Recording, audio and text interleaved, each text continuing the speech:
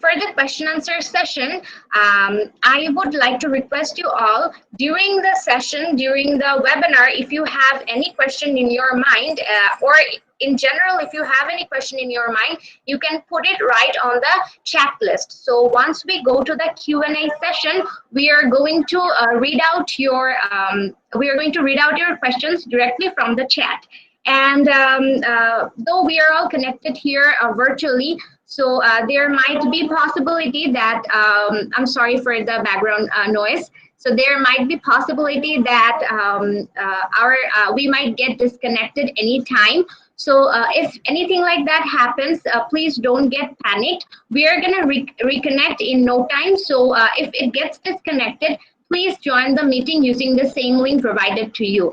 Thank you very much. And now I'd like to request our special guest today, Dr. AKM Baki sir, to share his welcoming speech with us. Thank you. Thank you, Humaira, and welcome, Mr. Ruhul. Glad to meet you. Nice to meet you, sir. Thank you. Thank you for having me. Humaira, can I share some slides? Is there any option? Yes, sir. There you can see there's an option called present now. So if you clicked that option, you will be able to present your screen with us. Okay, so I'm trying to share some slides.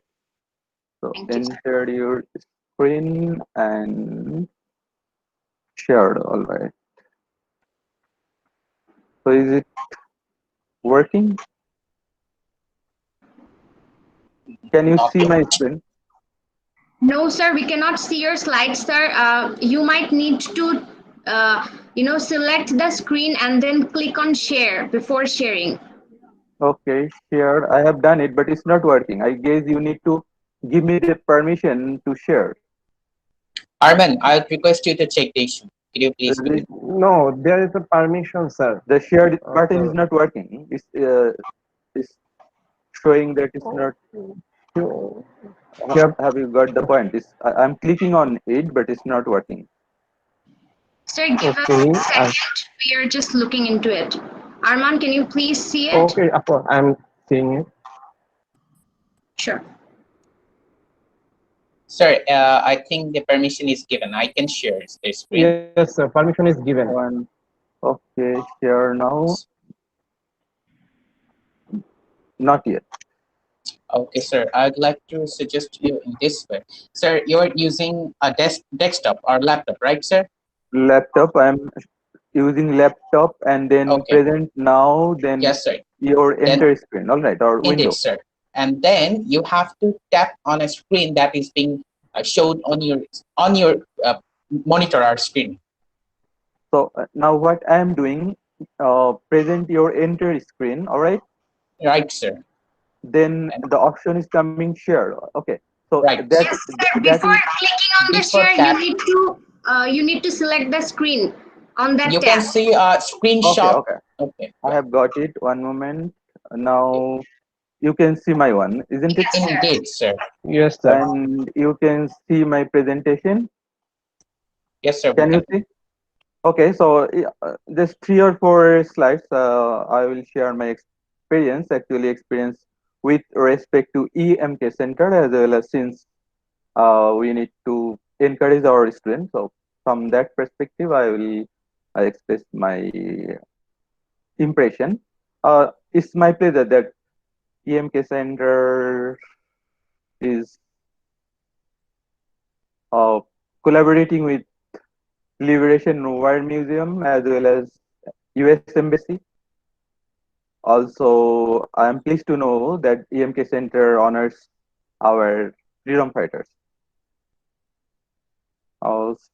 What I have gathered from website, as you can see, is taken from the website of EMK Center or US Embassy, that our guest will speak more, but from my side is also for me a pleasure that Senator Kennedy came to Bangladesh, and during the year 1972,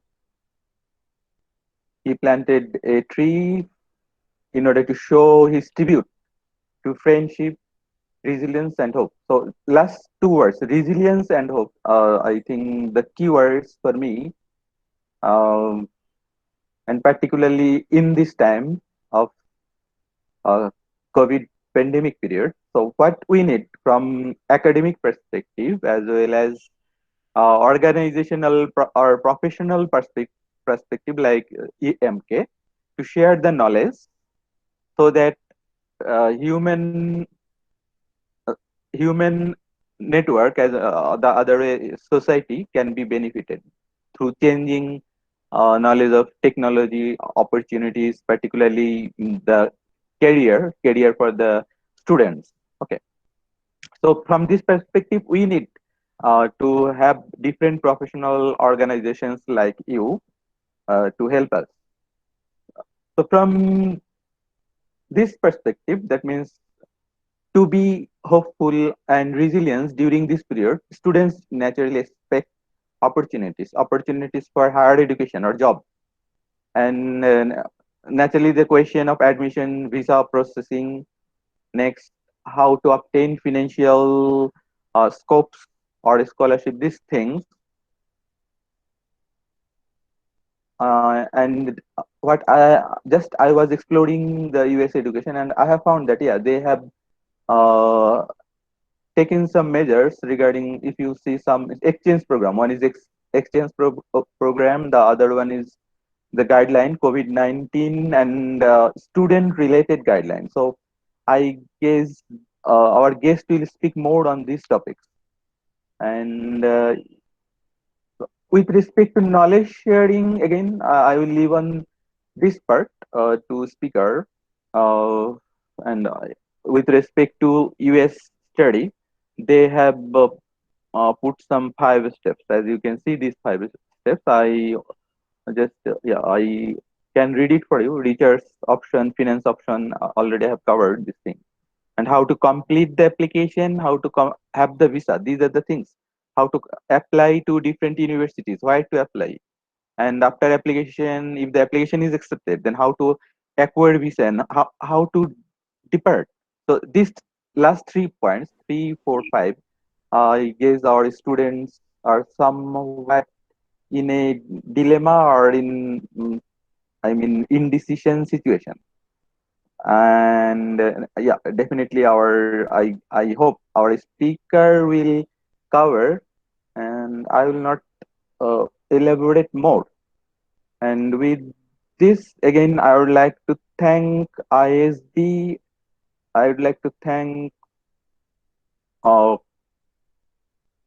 the guest speaker, and with your kind permission, I would like to leave also this session since I have another meeting to attend. Okay, sir. Thank you. Thank you for Okay. joining us at least for Okay. 10 minutes. Okay. Enjoy yourself. Thank you so much, sir. Thank you very much for your time. Okay, with that, with that, I'd like to thank our counselor, Professor Dr. A.K.M. Baki sir. Without sir's support, doing this sort of things wouldn't be possible for us alone. So we are really thankful to sir for that. Without delaying any further, I would straight go to our keynote speaker today, Mr. Ruhul Amin, who's the outreach coordinator of Education USA of EMK Center. And I'd like to request Mr. Ruhul Amin to start the session and enlighten us with his amazing words, because we have a huge response from our students. So I think there are a lot of students who are actually interested in this topic and they want to know more. So without any further ado, let's begin. Thank you. Okay, hello everyone again. Just a quick thing. If you ask me what is EMK Center, I would like to tell that if you want your professional and personal development, then EMK Center is the right place to get in touch with. And another thing is Education USA is supported by US government, and it's not an agent. What we do offer comprehensive, updated, official information. We just not only represent few university or Ivy League university or any prominent university. Especially we represent all the accredited university in the US. So I will conduct this session in Bangla. I hope that would be more interactive with you. Okay, so let's begin. So first of all, formal presentation এ যাওয়ার আগে আমি সৌরভ এবং আমাদের এখানে যে host আছেন আমি request করব যদি আপনারা কি মাইক্রোফোনে কথা বলতে চান 4 থেকে 5 মিনিটের মধ্যে যে আপনাদের এক্সপেকটেশন কি আজকে আপনারা কি জানতে চান তাহলে আমার মনে হয় সবার একটা এনগেজমেন্ট বাড়বে সবাই কথা বলতে পারবে তাদের এক্সপেকটেশন কি সেটা জানতে পারবে at least 3 থেকে 4 মিনিট তারপরে আমি আস্তে আস্তে শুরু করি হ্যাঁ So কেউ যদি বলতে চান তাদের এক্সপেকটেশন মাইক্রোফোন আনমিউট করে বলতে পারেন Yeah, sure. So what we are expecting from today's session is actually since a lot of our students they are interested in pursuing higher studies in USA, but যেহেতু pandemic শুরু হয়ে গিয়েছে, so for this I think especially the students who are in their final years, they might face a lot of different difficulties, and since there has arisen a lot of uncertainty on this matter. So I hope I got the point. So let's start. So আজকে সেশনে আমি যেটা করব ফার্স্টে আমাদের apply করার জন্য যেই রিকোয়ারমেন্টস লাগে সেগুলো আমি হয়তো 10 থেকে 20 মিনিটের মধ্যে বলবো বা 15 মিনিটস নেক্সট আমি যেটা করব সেটা হচ্ছে অ্যাপ্লাই করার আগে ইউনিভার্সিটি সার্চ এবং স্কলারশিপ সার্চ আপনারা কিভাবে করবেন সেটা নিয়ে হয়তো আমি 20 মিনিটস বলবো সো 20 and 15 অলমোস্ট 35 এর মধ্যেই আমার প্রেজেন্টেশন শেষ হয়ে যাবে এরপরে আমি যেটা করব কিছু প্রমিনেন্ট ইউনিভার্সিটির ওয়েবসাইট আপনাদেরকে দেখাবো আপনাদের যে আমি এখানে যতটুকু ইনফর্ম হয়েছি যে এখানে triple E CSC mechanical engineering civil engineering এবং ইন্ডাস্ট্রিয়াল প্রোডাকশন থেকে স্টুডেন্টরা আছে এই 4টা থেকে 5টা ডিপার্টমেন্ট এই 5টা ইউনিভার্সিটি ওয়েবসাইট আমি কিছুক্ষণ আগে ঘুরে এসেছি তারা এই প্যান্ডেমিক নিয়ে আপডেট কি দিচ্ছে সেটা নিয়ে আমি হয়তো কথা বলবো ঠিক আছে সো তারপরে তাদের ওয়েবসাইটে আপনাদের রিকোয়ারমেন্টস কিভাবে দিয়ে রাখছে তারা তারপরে ফান্ডিং নিয়ে তারা কি বলতে চাচ্ছে এই জিনিসগুলো আপনাদেরকে দেখাবো ফাইনালি কোভিড রিলেটেড যে ইমপ্যাক্ট সেই ইমপ্যাক্ট গুলো নিয়ে আমি একটু কথা বলার ট্রাই করবো ঠিক আছে সো আমি কি এখন স্লাইড শেয়ার করতে পারবো You surely can, sir. ওকে ঠিক আছে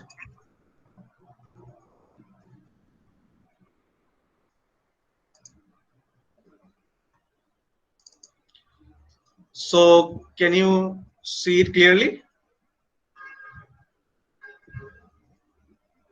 Hello? দেখা যাচ্ছে স্যার Okay, ঠিক আছে Yes.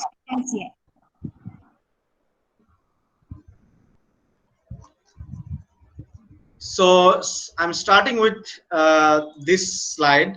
US University তে অ্যাপ্লাই করার জন্য এই 8টা রিকোয়ারমেন্টস হচ্ছে স্ট্যান্ডার্ড আমি কনসিডার করছি এখানে যারা আছেন সবাই মাস্টার্স বা পিএইচডি তে অ্যাপ্লাই করবেন মাস্টার্স বা পিএইচডি তে অ্যাপ্লাই করার জন্য এই 8টা রিকোয়ারমেন্টস হচ্ছে স্ট্যান্ডার্ড সো এই 8টা রিকোয়ারমেন্টস কে আমি 3টা ডিভিশনে দেই ফার্স্ট 4টা হচ্ছে আমি একাডেমিক রিকোয়ারমেন্টস বলি পরের 3টা নন একাডেমিক আর লাস্টেরটা হচ্ছে financial requirements so let's start with the first 4 প্রথমে হচ্ছে অ্যাপ্লিকেশন আপনাদের অনেকেই হয়তো সুপারফিশিয়াল নলেজ আছে যে ইউএসএ তে কখন অ্যাপ্লাই করা যায় অনেকের কারো ডিপ নলেজ আছে যে আমি পুরোটাই জানি কখন অ্যাপ্লাই করা যায় বাট তারপরেও আমি সবার এক্সপেকটেশন মিট আপ করার জন্যই বলতেছি ইউএস ইউনিভার্সিটিতে অ্যাপ্লাই করার জন্য 2টা সেশন থাকে একটা হচ্ছে ফল একটা স্প্রিং আবার কোন ইউনিভার্সিটি সামার সেশনেও অ্যাপ্লাই করতে পারবেন বা সামার সেশনে স্টুডেন্ট নেয় সো অ্যাপ্লাই করার সেশন হচ্ছে 2টা স্প্রিং ফল এখন আপনার কথা হচ্ছে আমি কখন অ্যাপ্লাই করব অ্যাজ অ্যান ইন্টারন্যাশনাল স্টুডেন্ট যারা ইউএস সিটিজেন না সবাই ইন্টারন্যাশনাল স্টুডেন্ট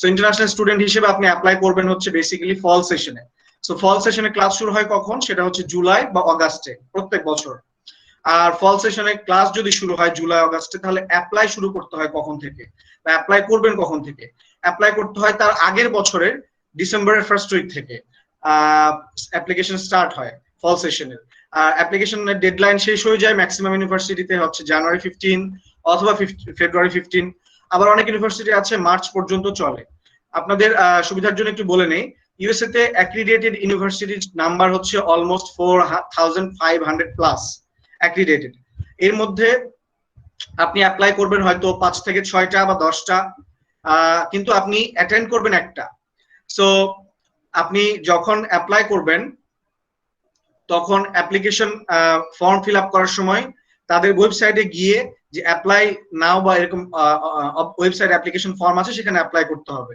অ্যাপ্লাই করার পরে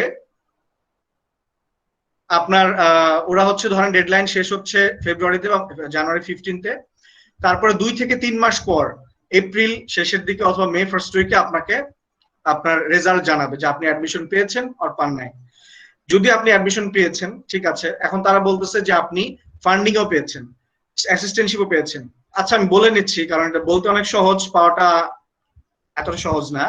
সো ধরে নিলাম যে আপনার ফান্ডিং হয়েছে, অ্যাডমিশন হয়েছে, এবার আপনি করবেন কি যে তাদের অফার লেটার পাওয়ার পরে আপনার ব্যাংক সলভেন্সি দেখাবেন, যে যদি এরকম হয় যে আপনি ফুল ফান্ড হয়েছে সেক্ষেত্রে আপনার কোনো ব্যাংক স্টেটমেন্ট দেখানো লাগবে না।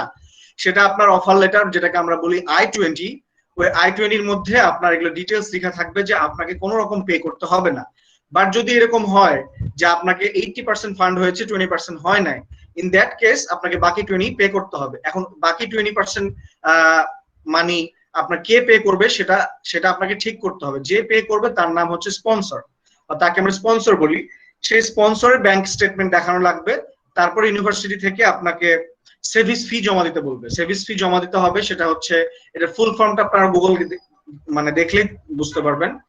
সার্ভিস হচ্ছে আপনার এটা প্রায় $360 লাগে। এটা হচ্ছে বেসিক্যালি ইউএসএ তে গিয়ে আপনি অ্যাজ এ ইন্টারন্যাশনাল স্টুডেন্ট আপনার ভিসা ঠিক আছে কিনা, আপনি সব কোর্স ঠিকঠাক পাস করছেন কিনা, এই জিনিসগুলো একটা ট্র্যাকার বলতে পারেন। যদি আপনি ফেল করেন 2 বার, তাহলে হয়তো সার্ভিস আইডিতে রেড সিগন্যাল হয়ে যাবে বা রেড সাইন হয়ে যাবে, তখন হয়তো আপনাকে ডিপোর্ট করা হবে। সো সার্ভিস আইডি এই ফি পে করার জন্য $360 মতো লাগবে। তারপরে সার্ভিস আইডি পে করা হয়ে গেলে আপনাকে ভিসা ফি দিতে হবে, তারপরে ভিসা ফেস করতে হবে। সো এটা হচ্ছে প্রসেস। এখানে আরেকটা জিনিস আমি মিস করে গেছি, সেটা হচ্ছে আপনি যদি মনে করে থাকেন যে ম্যাক্সিমাম ফল সেশনের জন্য ইউএস ইউনিভার্সিটি ডেডলাইন কি তাহলে ফেব্রুয়ারিতে শেষ হয়ে যায়, না। অনেক ইউনিভার্সিটি আছে যাদের রোলিং অ্যাডমিশন হয়, আপনি যে কোনো সময় অ্যাপ্লাই করতে পারবেন, তারা অ্যাপ্লিকেশন প্রসেস করবে, ঠিক আছে। এবার স্প্রিং সেশনে আসেন। স্প্রিং সেশনের ক্লাস শুরু হয় প্রত্যেক বছরের জানুয়ারিতে, কিন্তু এটার অ্যাপ্লিকেশন স্টার্ট হয় অগাস্টে অথবা সেপ্টেম্বরের ফার্স্ট উইকে স্টার্ট হয়, শেষ হয় হয়তো সেপ্টেম্বরের লাস্ট উইক বা অক্টোবরে। এর মধ্যে নভেম্বরের মধ্যে আপনি অ্যাডমিশন ডিসিশন পেয়ে যাবেন। তারপর ডিসেম্বরের ফার্স্ট উইকে আপনাকে ভিসা ফেস করতে হবে, এরকম, ঠিক আছে। অ্যাপ্লিকেশন শেষ হলো, তারপর আসেন ট্রান্সক্রিপ্ট। আপনাকে ইউএস ইউনিভার্সিটিতে অ্যাপ্লাই করার জন্য 2 ধরনের ট্রান্সক্রিপ্ট আপনাকে ট্রান্সক্রিপ্ট সাবমিট করতে হবে হচ্ছে ব্যাচেলারের। ওরা এসএসসি, এইচএসসি বা এ লেভেল, ও লেভেল সেটা চায় না। আপনার যদি অলরেডি মাস্টার্স করা থাকে তাহলে মাস্টার্স এরটা আপনাকে সেন্ড করতে হবে। যদি তারা বলে ইলেকট্রনিক কপি বা স্ক্যান কপি সেন্ড করতে হবে তাহলে তো ফাইন। বাট আপনাকে যদি হার্ড কপি সেন্ড করতে বলে, এখন অবশ্যই বলবে না, কারণ এখন কোভিড সিচুয়েশনের কারণে সবকিছুই ম্যালফাংশন করছে। সো আপনাকে স্ক্যান কপি সেন্ড করতে বলবে, সেক্ষেত্রে স্ক্যান কপি সেন্ড করাটা খুবই ইজি। এখন অনেকের কোশ্চেন হতে পারে যে সিজিপিএ ইজ এ মানে big issue for many of you. এক্ষেত্রে আমার অ্যান্সার হচ্ছে সিজিপিএ টা অনেকটা অপশন ক্রিয়েট করার মতো। লেটস সে আপনার কাছে আপনি যদি গুলশান এরিয়াতে থাকেন, আপনার হাতে যদি 200 টাকা থাকে বা 100 টাকা থাকে, তাহলে হয়তো খুবই ইজিলি অ্যাভেলেবল এবং অ্যাফোর্ডেবল যে রাস্তার পাশে রেস্টুরেন্ট গুলো আছে সেখানে আপনি লাঞ্চ করতে পারেন 100 টাকা থাকে বা 200 টাকা থাকলে, অথবা একটা স্ন্যাক্স খেয়ে আপনি আপনার লাঞ্চ সেরে ফেলতে পারেন। কিন্তু যদি আপনার কাছে প্রায় 1000 টাকা থাকে তাহলে তো অবশ্যই আপনি বাফের ব্যাপারেও চিন্তা করতে পারেন, রাইট? সো সিজিপিএ ব্যাপারটা হচ্ছে আপনার যত ভালো সিজিপিএ হবে আপনি ইউএস ইউনিভার্সিটিতে অ্যাডমিশন নেওয়ার জন্য অপশন অনেক বেশি ক্রিয়েট করতে পারবেন। বাট সিজিপিএ যদি কম হয় আপনার অপশন একেবারে চলে যাবে না, বাট অপশন কম হয়ে যাবে। আমি ম্যাক্সিমাম ইউনিভার্সিটিতে দেখছি মাস্টার্স অ্যাডমিশনের ক্ষেত্রে ব্যাচেলারের সিজিপিএ তারা চায় হচ্ছে 2.50 আউট অফ 4, ঠিক আছে। ইভেন এরকমও রেকর্ড আছে, আমি একজন স্টুডেন্ট যে আমার কাছে অ্যাডভাইজিং নিয়ে সে ইউনিভার্সিটিতে অ্যাডমিশন নিয়েছে লাস্ট ইয়ারে, সে আর্কিটেকচার থেকে তার ব্যাচেলার শেষ করেছে, তার সিজিপিএ ছিল 2.25, সেও কিন্তু অ্যাডমিশন পেয়েছে এবং পার্শিয়াল স্কলারশিপও পেয়েছে। সো কোনো কিছু এখানে অসম্ভব না যদি আপনি সবকিছু সলিড এবং ভ্যালিড ওয়েতে করেন। সো সিজিপিএ এর একটা বর্ডার লাইন তারা দিয়ে দেয়, বাট এরকম যদি হয় যে আপনার কোয়ালিটি সিজিপিএ দিয়ে মেজার করা যাচ্ছে না, ইন দ্যাট কেস ইউনিভার্সিটি আপনাকে অ্যাডমিশন দিয়ে দিতেও পারে। এবার আসেন, 2 ধরনের টেস্ট আপনাকে দিতে হবে, একটা হচ্ছে ল্যাঙ্গুয়েজ টেস্ট আর একটা হচ্ছে অ্যাপটিটিউড টেস্ট। ল্যাঙ্গুয়েজ টেস্টের মধ্যে অপশন আছে এখানে 4টা, টোফেল, আইএলটিএস, পিটি, ডিইটি, এর যে কোনো একটা দিতে পারেন আপনি, সবগুলো এখন অনলাইনে দেওয়া যাচ্ছে। এবং কস্ট ইফেক্টিভ হচ্ছে DET, Duolingo English test. Duolingo English test দিতে অনলি খরচ হয় $49, আপনি বাসায় বসে এটা দিতে পারবেন। But whereas TOEFL, IELTS, PTE এগুলো খরচ হয় প্রায় বাংলাদেশি টাকায় 15,000 টাকা প্লাস। ঠিক আছে, সো আপনার যদি বলেন যে ডিফারেন্সটা কি, অ্যাকসেপ্টেন্সের উপরে ভিত্তি করে আমি বলবো যে টোফেলের অ্যাকসেপ্টেন্স আমেরিকান ইউনিভার্সিটি 100% সব ইউনিভার্সিটি অ্যাকসেপ্ট করবে। টোফেল অ্যাকসেপ্ট করে, সরি আইএলস অ্যাকসেপ্ট করে এরকম বলো 93%, পিটি অ্যাকসেপ্ট করে এরকম 2000 প্লাস ইউএস ইউনিভার্সিটি, আর ডিটি অ্যাকসেপ্ট করছে এরকম প্রায় আমি বলবো যে 1900 ইউএস ইউনিভার্সিটি। এখন আসেন, আপনারা সবাই এখানে আই হোপ আই গেস যে এখানে সবাই ইঞ্জিনিয়ারিং স্টুডেন্ট।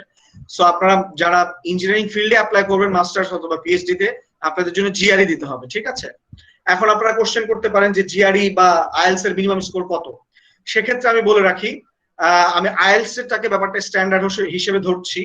আইএলস এ আমি বলবো যদি আপনারা স্কলারশিপ পেতে চান বা অ্যাসিস্ট্যান্টশিপ পেতে চান, তাহলে আইএলস এ 6.5 এর নিচে যাওয়া যাবে না, এবং রাইটিং এবং স্পিকিং এ আইএলস এ 6.5 এর নিচে যাওয়া যাবে না। এটা যত উপরে করতে পারেন বেটার। জিআরই তে ইঞ্জিনিয়ারিং স্টুডেন্টের জন্য আমার আইডিয়া একটু, আমার এক্সপিরিয়েন্স মিক্সড। আমি অনেক স্টুডেন্টকে দেখেছি যে যাদের জিআরই স্কোর 328, তারা ফুল ফান্ড পেয়েছে সিএসসি তে। আবার অনেক স্টুডেন্ট দেখেছি জিআরই তে 292, সে ইন্ডাস্ট্রিয়াল প্রোডাকশনে ছিল, পরে মেজর চেঞ্জ করে কেমিস্ট্রিতে এখন পিএইচডি করছে, সেও ফুল ফান্ড পেয়েছে। সো ব্যাপারটা হচ্ছে এই যে 8টা রিকোয়ারমেন্টস আছে, এই জিনিসগুলো যদি কোনো একটা জায়গায় আপনার ঘাটতি থাকে, তাহলে বাকি যে রিকোয়ারমেন্টস গুলো আছে সেগুলো এক্সেলেন্স শো করে আপনাকে কভার আপ করতে হবে। তাহলে আপনি এই কম্পিটিশনের দৌড়ে আপনি হয়তো অনেকের থেকে আপনি প্রায়োরিটি পাবেন আর কি। ঠিক আছে, সো আমি কুইক 2 মিনিটের একটা ব্রেক নিচ্ছি। আপনাদের কাছে যদি কোনো কোশ্চেন থাকে নিয়ে নেওয়ার জন্য, বা চ্যাট বক্সে যদি থাকে আমাকে কেউ রিড আউট করতে পারে, তারপরে আমি আবার হচ্ছে পার্সোনাল স্টেটমেন্ট থেকে শুরু করব। Any question so far?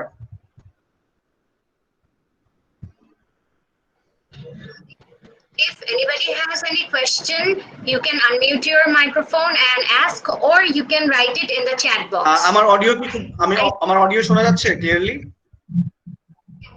Yes. Okay.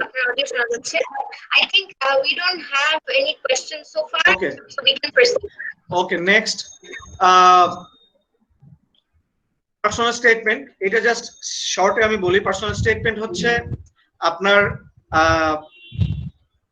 যেগুলো আপনার সিজিপিএ, টেস্ট স্কোর, জিআরই, আপনার সিভি, এই জিনিসগুলো যেই কোয়ালিটি গুলো আপনার ডেসক্রাইব করতে পারে না, স্টেটমেন্ট অফ পারপাস এটাকে ডেসক্রাইব করে। স্টেটমেন্ট অফ পারপাস এর মোটো হচ্ছে আপনাকে কেন অ্যাডমিশন দিবে তারা, বা আপনি অ্যাডমিশন পাওয়ার জন্য কেন কম্প্যাটেবল, সেটাই ডেসক্রাইব করা।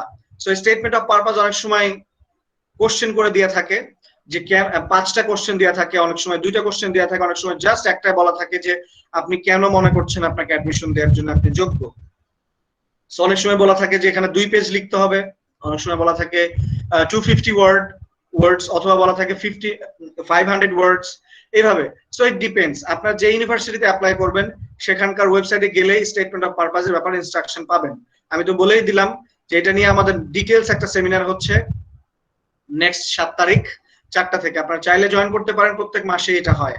সো এটা one of the vital point আপনার অ্যাডমিশন পাওয়ার জন্য, স্পেশালি মাস্টার্স এন্ড পিএইচডি তে।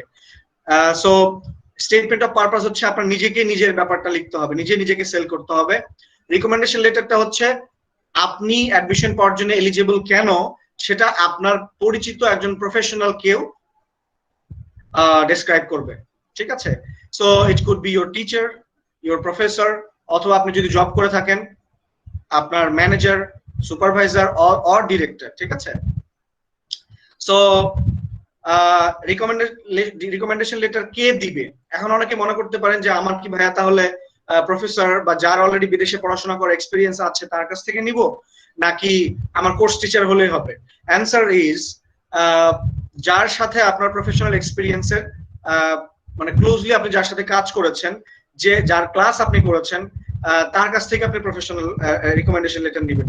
নট নেসেসারিলি যে তার র্যাঙ্কিং ভালো হতে হবে, তার প্রোফাইল ভালো হতে হবে, বাট এরকম যদি হয় আপনার ডিপার্টমেন্টের চেয়ারম্যানের সাথে আপনার ভালো সম্পর্ক, তার সাথে আপনি তার ক্লাস করেছেন, তার রিসার্চে আপনি research assistant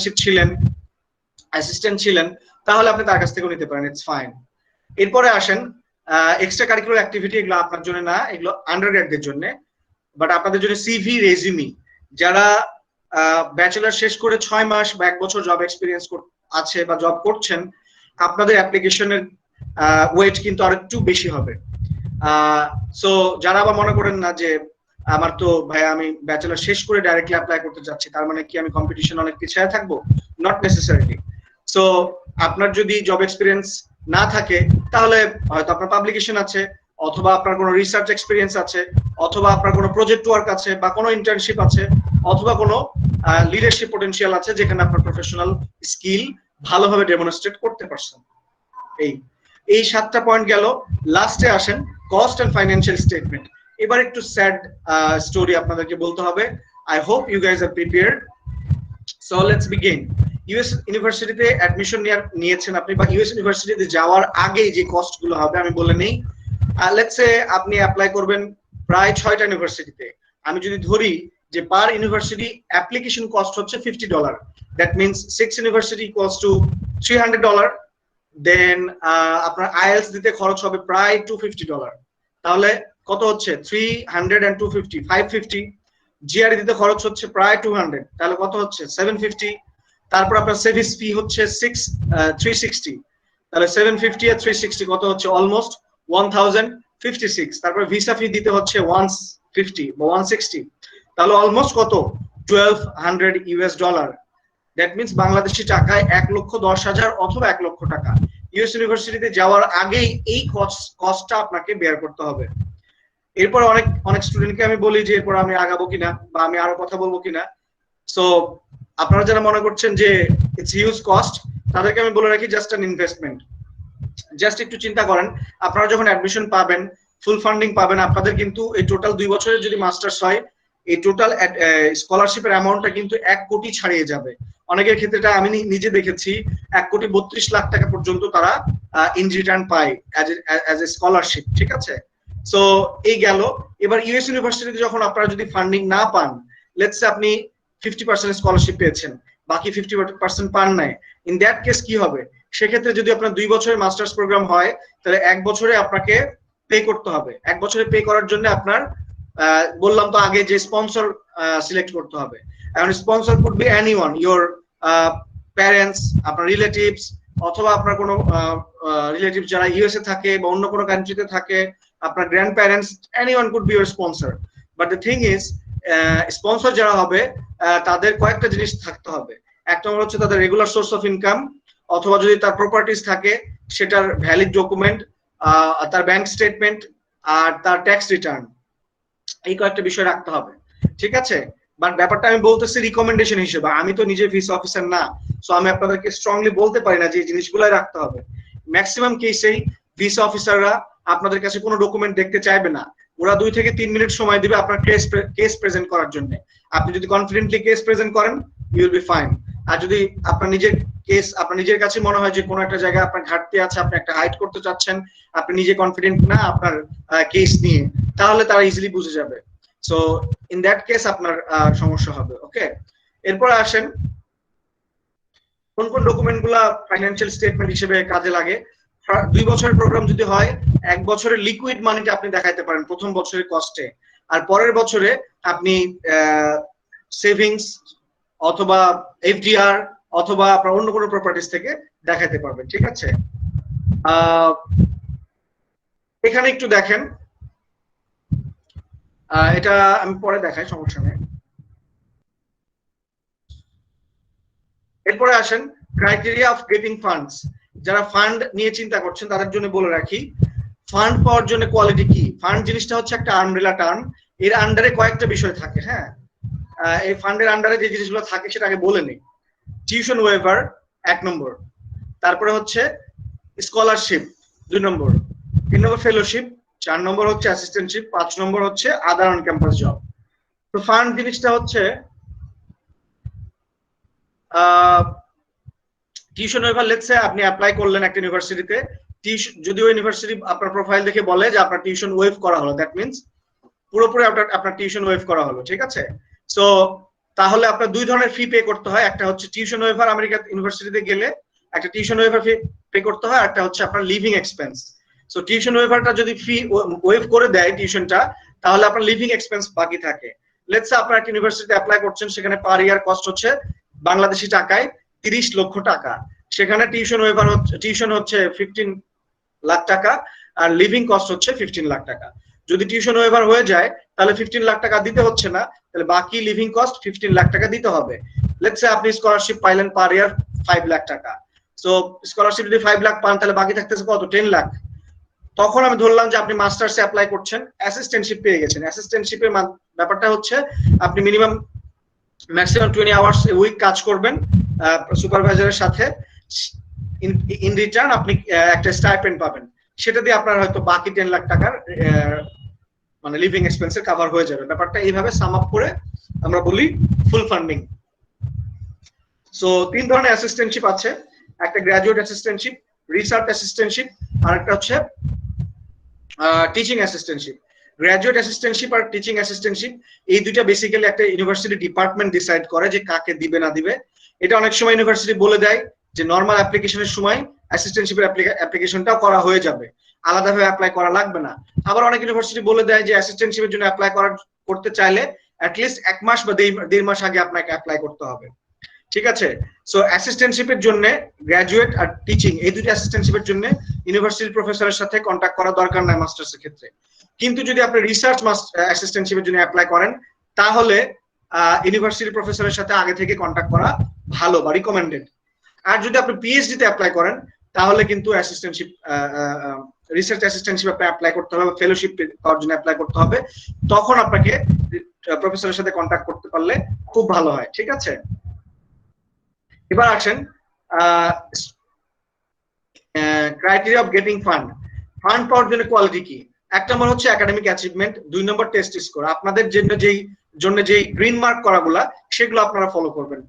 so academic achievement means শুধু সিজিপিএ দিয়ে যদি আপনার একাডেমিক অ্যাচিভমেন্ট মাপা হবে ব্যাপারটা এমন না। এরকম হতে পারে আপনার নিজস্ব একটা ব্লগ আছে, যে সাবজেক্টে আপনি পড়তে চাচ্ছেন ওই সাবজেক্ট রিলেটেড বিভিন্ন ধরনের রিসার্চ আর্টিকেল আপনি লিখেন, অথবা আপনি কোনো প্রজেক্ট ওয়ার্ক করেছেন, বা কারো আন্ডারে আপনি কোনো কনফারেন্সে জয়েন করেছেন, এগুলো কিন্তু একাডেমিক অ্যাচিভমেন্ট হতে পারে। বা আপনি আপনার সাবজেক্টে কোথাও পড়াচ্ছেন, সেটা একাডেমিক অ্যাচিভমেন্ট হতে পারে। টেস্ট স্কোর, আপনার GRE score, IELTS score. Leadership potential, মানে কোনো একটা জায়গায় যদি আপনি আপনার প্রফেশনাল এক্সপিরিয়েন্স প্রুফ করে বা ডেমনস্ট্রেট করে, এরকম একটা যদি কোনো এক্সপিরিয়েন্স থাকে সেটা বলতে পারেন। It could be extra curricular activities as well. Based on strength of application package, এই অ্যাপ্লিকেশন প্যাকেজের 8টা রিকোয়ারমেন্টস বলেছি, এই জিনিসগুলো এখানে খুব ইম্পর্টেন্ট। ঠিক আছে? এবার আসেন আপনাদেরকে আমি বলি যে ইউনিভার্সিটিতে অ্যাপ্লাই করার জন্য যে জিনিসগুলো কনসিডার করবেন আপনারা সেগুলা। তার আগে একটু বলে নেই, বাংলাদেশি স্টুডেন্ট এই পর্যন্ত ইউএসএ তে আছে অলমোস্ট 8249, আর গ্রোথ রেট হচ্ছে 10% এর লাস্ট ইয়ার। লাস্ট 5 বছর আগে কিন্তু এই নাম্বারটা ছিল অনলি 4000, বাট এখন এটা ডাবল। ঠিক আছে? সো এবার আসেন স্কলারশিপ ইউনিভার্সিটি সার্চ করার জন্য যে কি কি বিষয়গুলো কনসিডার করবেন, এটা কিন্তু খুবই ইম্পর্টেন্ট। আপনারা যে কোভিড ইমপ্যাক্ট নিয়ে কথা বলতেছেন, ম্যাক্সিমাম জিনিস আপনারা নিজেও কিন্তু সার্চ করে দেখতে পারবেন, সবকিছু কিন্তু এখন ওপেন। সো এই জিনিসগুলো যদি আপনারা জানেন এখনকার এই প্রসেসটা, তাহলে খুব ইজিলি সার্চ করা খুব ইজি হয়ে যাবে। দেখেন এখন academic consideration, lifestyle consideration, college এবং ইউনিভার্সিটি এনভায়রনমেন্ট। আপনারা যারা ইউনিভার্সিটিতে অ্যাপ্লাই করতে চাচ্ছেন, অনেকেরই অনেক রকম এইম থাকতে পারে। কারো একাডেমিক কনসিডারেশন থাকতে পারে, কারো ক্যারিয়ার কনসিডারেশন থাকতে পারে। কেউ হয়তো ভাবতে পারেন ওখানে গিয়ে আপনি সেটেল হবেন, কেউ হয়তো ভাবতে পারেন ওখানে গিয়ে একটা ভালো ডিগ্রি নিয়ে এসে দেশে আপনি ফ্লোরিশ করবেন। It's up to you. But আপনি যেহেতু একাডেমিক প্রোগ্রামে যাচ্ছেন, আমরা অবশ্যই বলবো যে একাডেমিক কনসিডারেশনটা ফার্স্টে রাখেন। নেক্সট, আপনি একটা জায়গায় পড়াশোনা করতে যাবেন, সেখানকার লাইফস্টাইলটা যদি ভালো না হয় তাহলে তো ব্যাপারটা খুব একটা ভালো হয় না। লেটস সে আপনি খুবই ওয়েল ফার্নিশড একটা অ্যাপার্টমেন্টে আছেন, কিন্তু অ্যাপার্টমেন্টটা ঠিক একটা ক্রাউডেড বাজারের পাশে, আপনি অবশ্যই এটা সিলেক্ট করতে চাইবেন না। ওই জায়গাটা, ওই বাসাটা আপনি ভাড়া নিতে চাইবেন না, কারণ আশপাশের লাইফস্টাইলটা অনেক বড় একটা মানে কনসিডারেশন পয়েন্ট, যেটা আপনার একটা বাসা ভাড়া নেওয়ার ক্ষেত্রে। সো ইউনিভার্সিটির ক্ষেত্রে ব্যাপারটা এমন, কলেজ ইউনিভার্সিটির এনভায়রনমেন্টটা ব্যাপারটা মানে অনেকটা সেম। সো লাইফস্টাইলের মধ্যে একটা থাকে যে ধরেন কোন একটা জায়গায় আপনি বাসা ভাড়া নিতে চাচ্ছেন, সেখানে যদি সেফটি সিকিউরিটি না থাকে তাহলে আরেকটা সমস্যা হয়ে যাবে। ওকে, সো লেটস বিগিন। র্যাঙ্কিং এর বিষয়টা হচ্ছে এটা একটা ফ্যাসিনেশন, এটা নিয়ে আমি ডিসকারেজ করব না। অনেকে হয়তো যদি বলে যে আমি হার্ভার্ড ইউনিভার্সিটিতে পড়ছি, তাকে কিন্তু ফার্দার সে কোন ইউনিভার্সিটিতে পড়ছে এটার ইন্ট্রো দিতে হয় না। তার ইউনিভার্সিটির নেম সেইস ইট অল। কিন্তু সে যদি এখন পড়ে কোলগেট ইউনিভার্সিটি অথবা এমন একটা ইউনিভার্সিটি যেটার নাম আপনি প্রথম শুনেছেন, let's say Winona state university, অনেকে হয়তো শোনেন নাই। সো এইটা একটা বড় ফ্যাক্টর, অনেকে এই জন্য র্যাঙ্কিং এর ব্যাপারে ফ্যাসিনেটেড। বাট আমি বলবো যে র্যাঙ্কিং নিয়ে কিন্তু আমেরিকান গভর্নমেন্টের কোনো অফিসিয়াল ওয়েবসাইট নাই, ম্যাক্সিমামই হচ্ছে প্রাইভেট ওয়েবসাইট, তারা কিছু ক্রাইটেরিয়ার ভিত্তিতে র্যাঙ্কিং করে। But as a education US advisor আমরা বলি যে অনেক ইউনিভার্সিটি হয়তো র্যাঙ্কিং এ আপনার জন্য ভালো হতে পারে, কিন্তু আপনি এটা আপনার যদি সুইটেবল নাও হতে পারে। লেটস সে একেবারে খুবই জুসি বার্গার, সেখানে চিজ দিয়ে ভরা, বাট আপনার যদি ল্যাকটোজ ইনটলারেন্ট হন আপনি অবশ্যই বার্গারটা আপনার জন্য ক্ষতিকর হবে, রাইট, হার্মফুল হবে। সো ইন দ্যাট কেস বার্গারটা আপনার জন্য সুইটেবল না, তখন আপনাকে হয়তো বারবিকিউ সস দিয়ে চিজ ছাড়া খেতে হবে। সো ব্যাপারটা হচ্ছে এরকম যে যেই আপনার এরকম হতে পারে যে একটা হার্ভার্ড ইউনিভার্সিটিতে একটা ক্লাসরুমে 200 জন স্টুডেন্ট, প্রফেসর ওখানে টিচার স্টুডেন্ট রেশিও হচ্ছে 1 টিচার টু 200 স্টুডেন্ট, আপনি কোন টিচারকে হয়তো বছরে একবার সামনাসামনি দেখা করতে পারছেন। সো এই ব্যাপারটা আপনার জন্য সুইটেবল হবে না। সো এই ব্যাপারগুলো আপনাকে ভাবতে হবে যে আপনি কি চান। সো একটা ইউনিভার্সিটি চুজ করার আগে আপনাকে ভাবতে হবে আপনি কি চান, এটা লিস্ট করবেন। 1 নম্বর হচ্ছে আপনি চাইতে পারেন যে ফুল ফান্ড, তাহলে লিস্ট করেন যে কোন ইউনিভার্সিটিতে ফান্ডিং বেশি দেয়। 2 নম্বর হতে পারে যে আপনার মেজর আছে কিনা, প্রথমে দেখলেন মেজর আছে কিনা, তারপরে দেখলেন ফুল ফান্ড, তারপরে দেখবেন যে আপনার ইউনিভার্সিটি অ্যাডমিশন রিকোয়ারমেন্ট সেগুলো মিলছে কিনা, তারপরে দেখতে পারেন কোন স্টেট যদি মিলে তারপরে দেখবেন যে এটা কি বিগ সাইজ ইউনিভার্সিটি নাকি স্মল সাইজ ইউনিভার্সিটি, তারপর দেখতে পারেন সেখানকার আশপাশের ওয়েদার সেটা কি সিটিতে নাকি রুরাল এরিয়াতে, এইভাবে দেখবেন, ঠিক আছে। তারপরে দেখেন পরে আসেন অ্যাক্রিডিটেশন এন্ড রিকগনিশন। যে ইউনিভার্সিটি দেখবেন সেই ইউনিভার্সিটিরই ওয়েবসাইটে কিন্তু অ্যাক্রিডিটেশনের কথাটা লেখা থাকে। ইউএসএ তে প্রায় 4000 প্লাস অ্যাক্রিডিটেড ইউনিভার্সিটি আছে। ইউএস ইউনিভার্সিটি অ্যাক্রিডিটেশন চেক করার জন্য chea.org এই ওয়েবসাইটে গেলে ওই ইউনিভার্সিটির নাম সার্চ দিলেই ইউনিভার্সিটি নিয়ে ইনফরমেশন চলে আসবে। বাকি রিজিওনাল অ্যাক্রিডিটেশনের ওয়েবসাইটগুলো হচ্ছে যেগুলো, আপনারা এটা স্ক্রিনশট নিতে পারেন। নেক্সট মেজর চুজ করা নিয়ে আপনাদেরকে বলে রাখি, ইউএস ইউনিভার্সিটির একটা ইউনিক ক্যারেক্টারিস্টিক্স হচ্ছে আপনি যে ইউনিভার্সিটিতে অ্যাপ্লাই করবেন, আপনি যদি ব্যাচেলর একটা সাবজেক্টে থাকেন, মাস্টার্স যদি আপনার মেজর চেঞ্জ করতে চান, you can always do that. আপনাকে কিছুক্ষণ আগে একটা উদাহরণ দিলাম যে স্টুডেন্ট ইন্ডাস্ট্রিয়াল প্রোডাকশন থেকে সে এখন কেমিস্ট্রিতে পিএইচডি করছে উইথ ফুল ফান্ড। সো ব্যাপারটা হচ্ছে এরকম। এবার আসেন একাডেমিক এমফ্যাসিস, 3টা ডিফারেন্স দেখেন। অনলি মাস্টার্স প্রোগ্রাম অনেক সময় 1.5 বছর থেকে 2 বছর হয়। মাস্টার্সে আপনি অ্যাডমিশন পাওয়াটা রিলেটিভলি ইজি, বাট ফান্ডিং পাওয়াটা রিলেটিভলি টাফ। ক্যারিয়ার প্রসপেক্ট হচ্ছে জব। আর এমএস কাম পিএইচডি, ধরেন আপনি পিএইচডি এবং এমএস একসাথে যদি করতে চান সময় লাগবে 2 থেকে 6 বছর, 2 years masters, 3 to 4 years PhD. এটা হচ্ছে অবশ্যই আপনার এমএস মাস্টার্স অ্যাডমিশনের চেয়ে একটু টাফ হবে। পিএইচডি অ্যাডমিশন পাওয়া টাফ, বাট অ্যাডমিশন পাইলে 90% কেসে কিন্তু এটা ফান্ডিং হয়ে যায়, ঠিক আছে। জব, রিসার্চ, একাডেমিক, টিচিং এরকম। পিএইচডি হচ্ছে অ্যাভারেজ 5 ইয়ার্স, শুধু solely PhD, very tough, depends on the credential. আপনার প্রোফাইল অনুযায়ী আপনি পিএইচডি তে অ্যাডমিশন পাবেন। ফান্ডিং পাওয়াটা অ্যাভেলেবল, আগে বললাম 90% কেসে পিএইচডি তে অ্যাডমিশন পায়। আর একাডেমিক প্রসপেক্ট হবে হচ্ছে জব, রিসার্চ, একাডেমিক, টিচিং। এবার আসেন, আপনি যখন ইউএস ইউনিভার্সিটিতে অ্যাপ্লাই করবেন দেখবেন যে প্রত্যেকটা স্টেজেই রাইটিং খুবই ইম্পর্টেন্ট। আপনি একটা এসওপি লিখবেন, রাইটিং। জিআরই দিবেন, ওখানে কিন্তু আপনার রাইটিং আছে। আইএলটিএস দিবেন, ওখানেও রাইটিং। প্রফেসরকে ইমেল করবেন, রাইটিং। ইউনিভার্সিটিতে অ্যাপ্লাই করবেন ওয়েবসাইটের থ্রু দিয়ে, সেখানেও রাইটিং। রাইটিং ইজ এভরিওয়্যার যখন আপনি অ্যাপ্লাই করতে চাইবেন।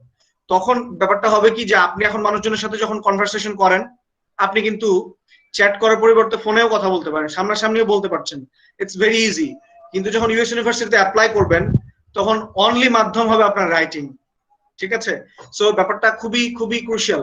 সো রাইটিং এর ব্যাপারে যাদের এখনো মনে করছেন যে ব্যাপারটা খুব একটা ইম্পর্টেন্স নাই, তারা রাইটিং নিয়ে এখনই সিরিয়াস হন, এখনো সময়। সো যারা এখন ভাবছেন 2 বছর পরে অ্যাপ্লাই করব, রাইটিং কিন্তু রাতারাতি চেঞ্জ হয় না। সো এটা নিয়ে কিন্তু আস্তে আস্তে করে কাজ করতে হয়, ঠিক আছে। ওকে, ডিফারেন্ট টাইপস অফ কলেজ আমি একটু ওভারভিউ নিই। ইউএস ইউনিভার্সিটিতে কিছু কলেজ আছে পাবলিক, কিছু আছে প্রাইভেট। আই মিন কলেজ বলতে ইউনিভার্সিটি বোঝাচ্ছি। 4 ইয়ার কলেজ আছে বা কমিউনিটি কলেজ আছে যারা ব্যাচেলর অ্যাপ্লাই করবেন, লিবারেল আর্টস কলেজ আছে যারা ব্যাচেলর অ্যাপ্লাই করবেন। ব্যাপারটা হচ্ছে এইগুলো আর কি, এরকম হবে। কস্ট, মাস্টার্স প্রোগ্রামে যারা অ্যাপ্লাই করবেন উইদাউট স্কলারশিপ, তাদের রেঞ্জ আমি একটু বলে নিই।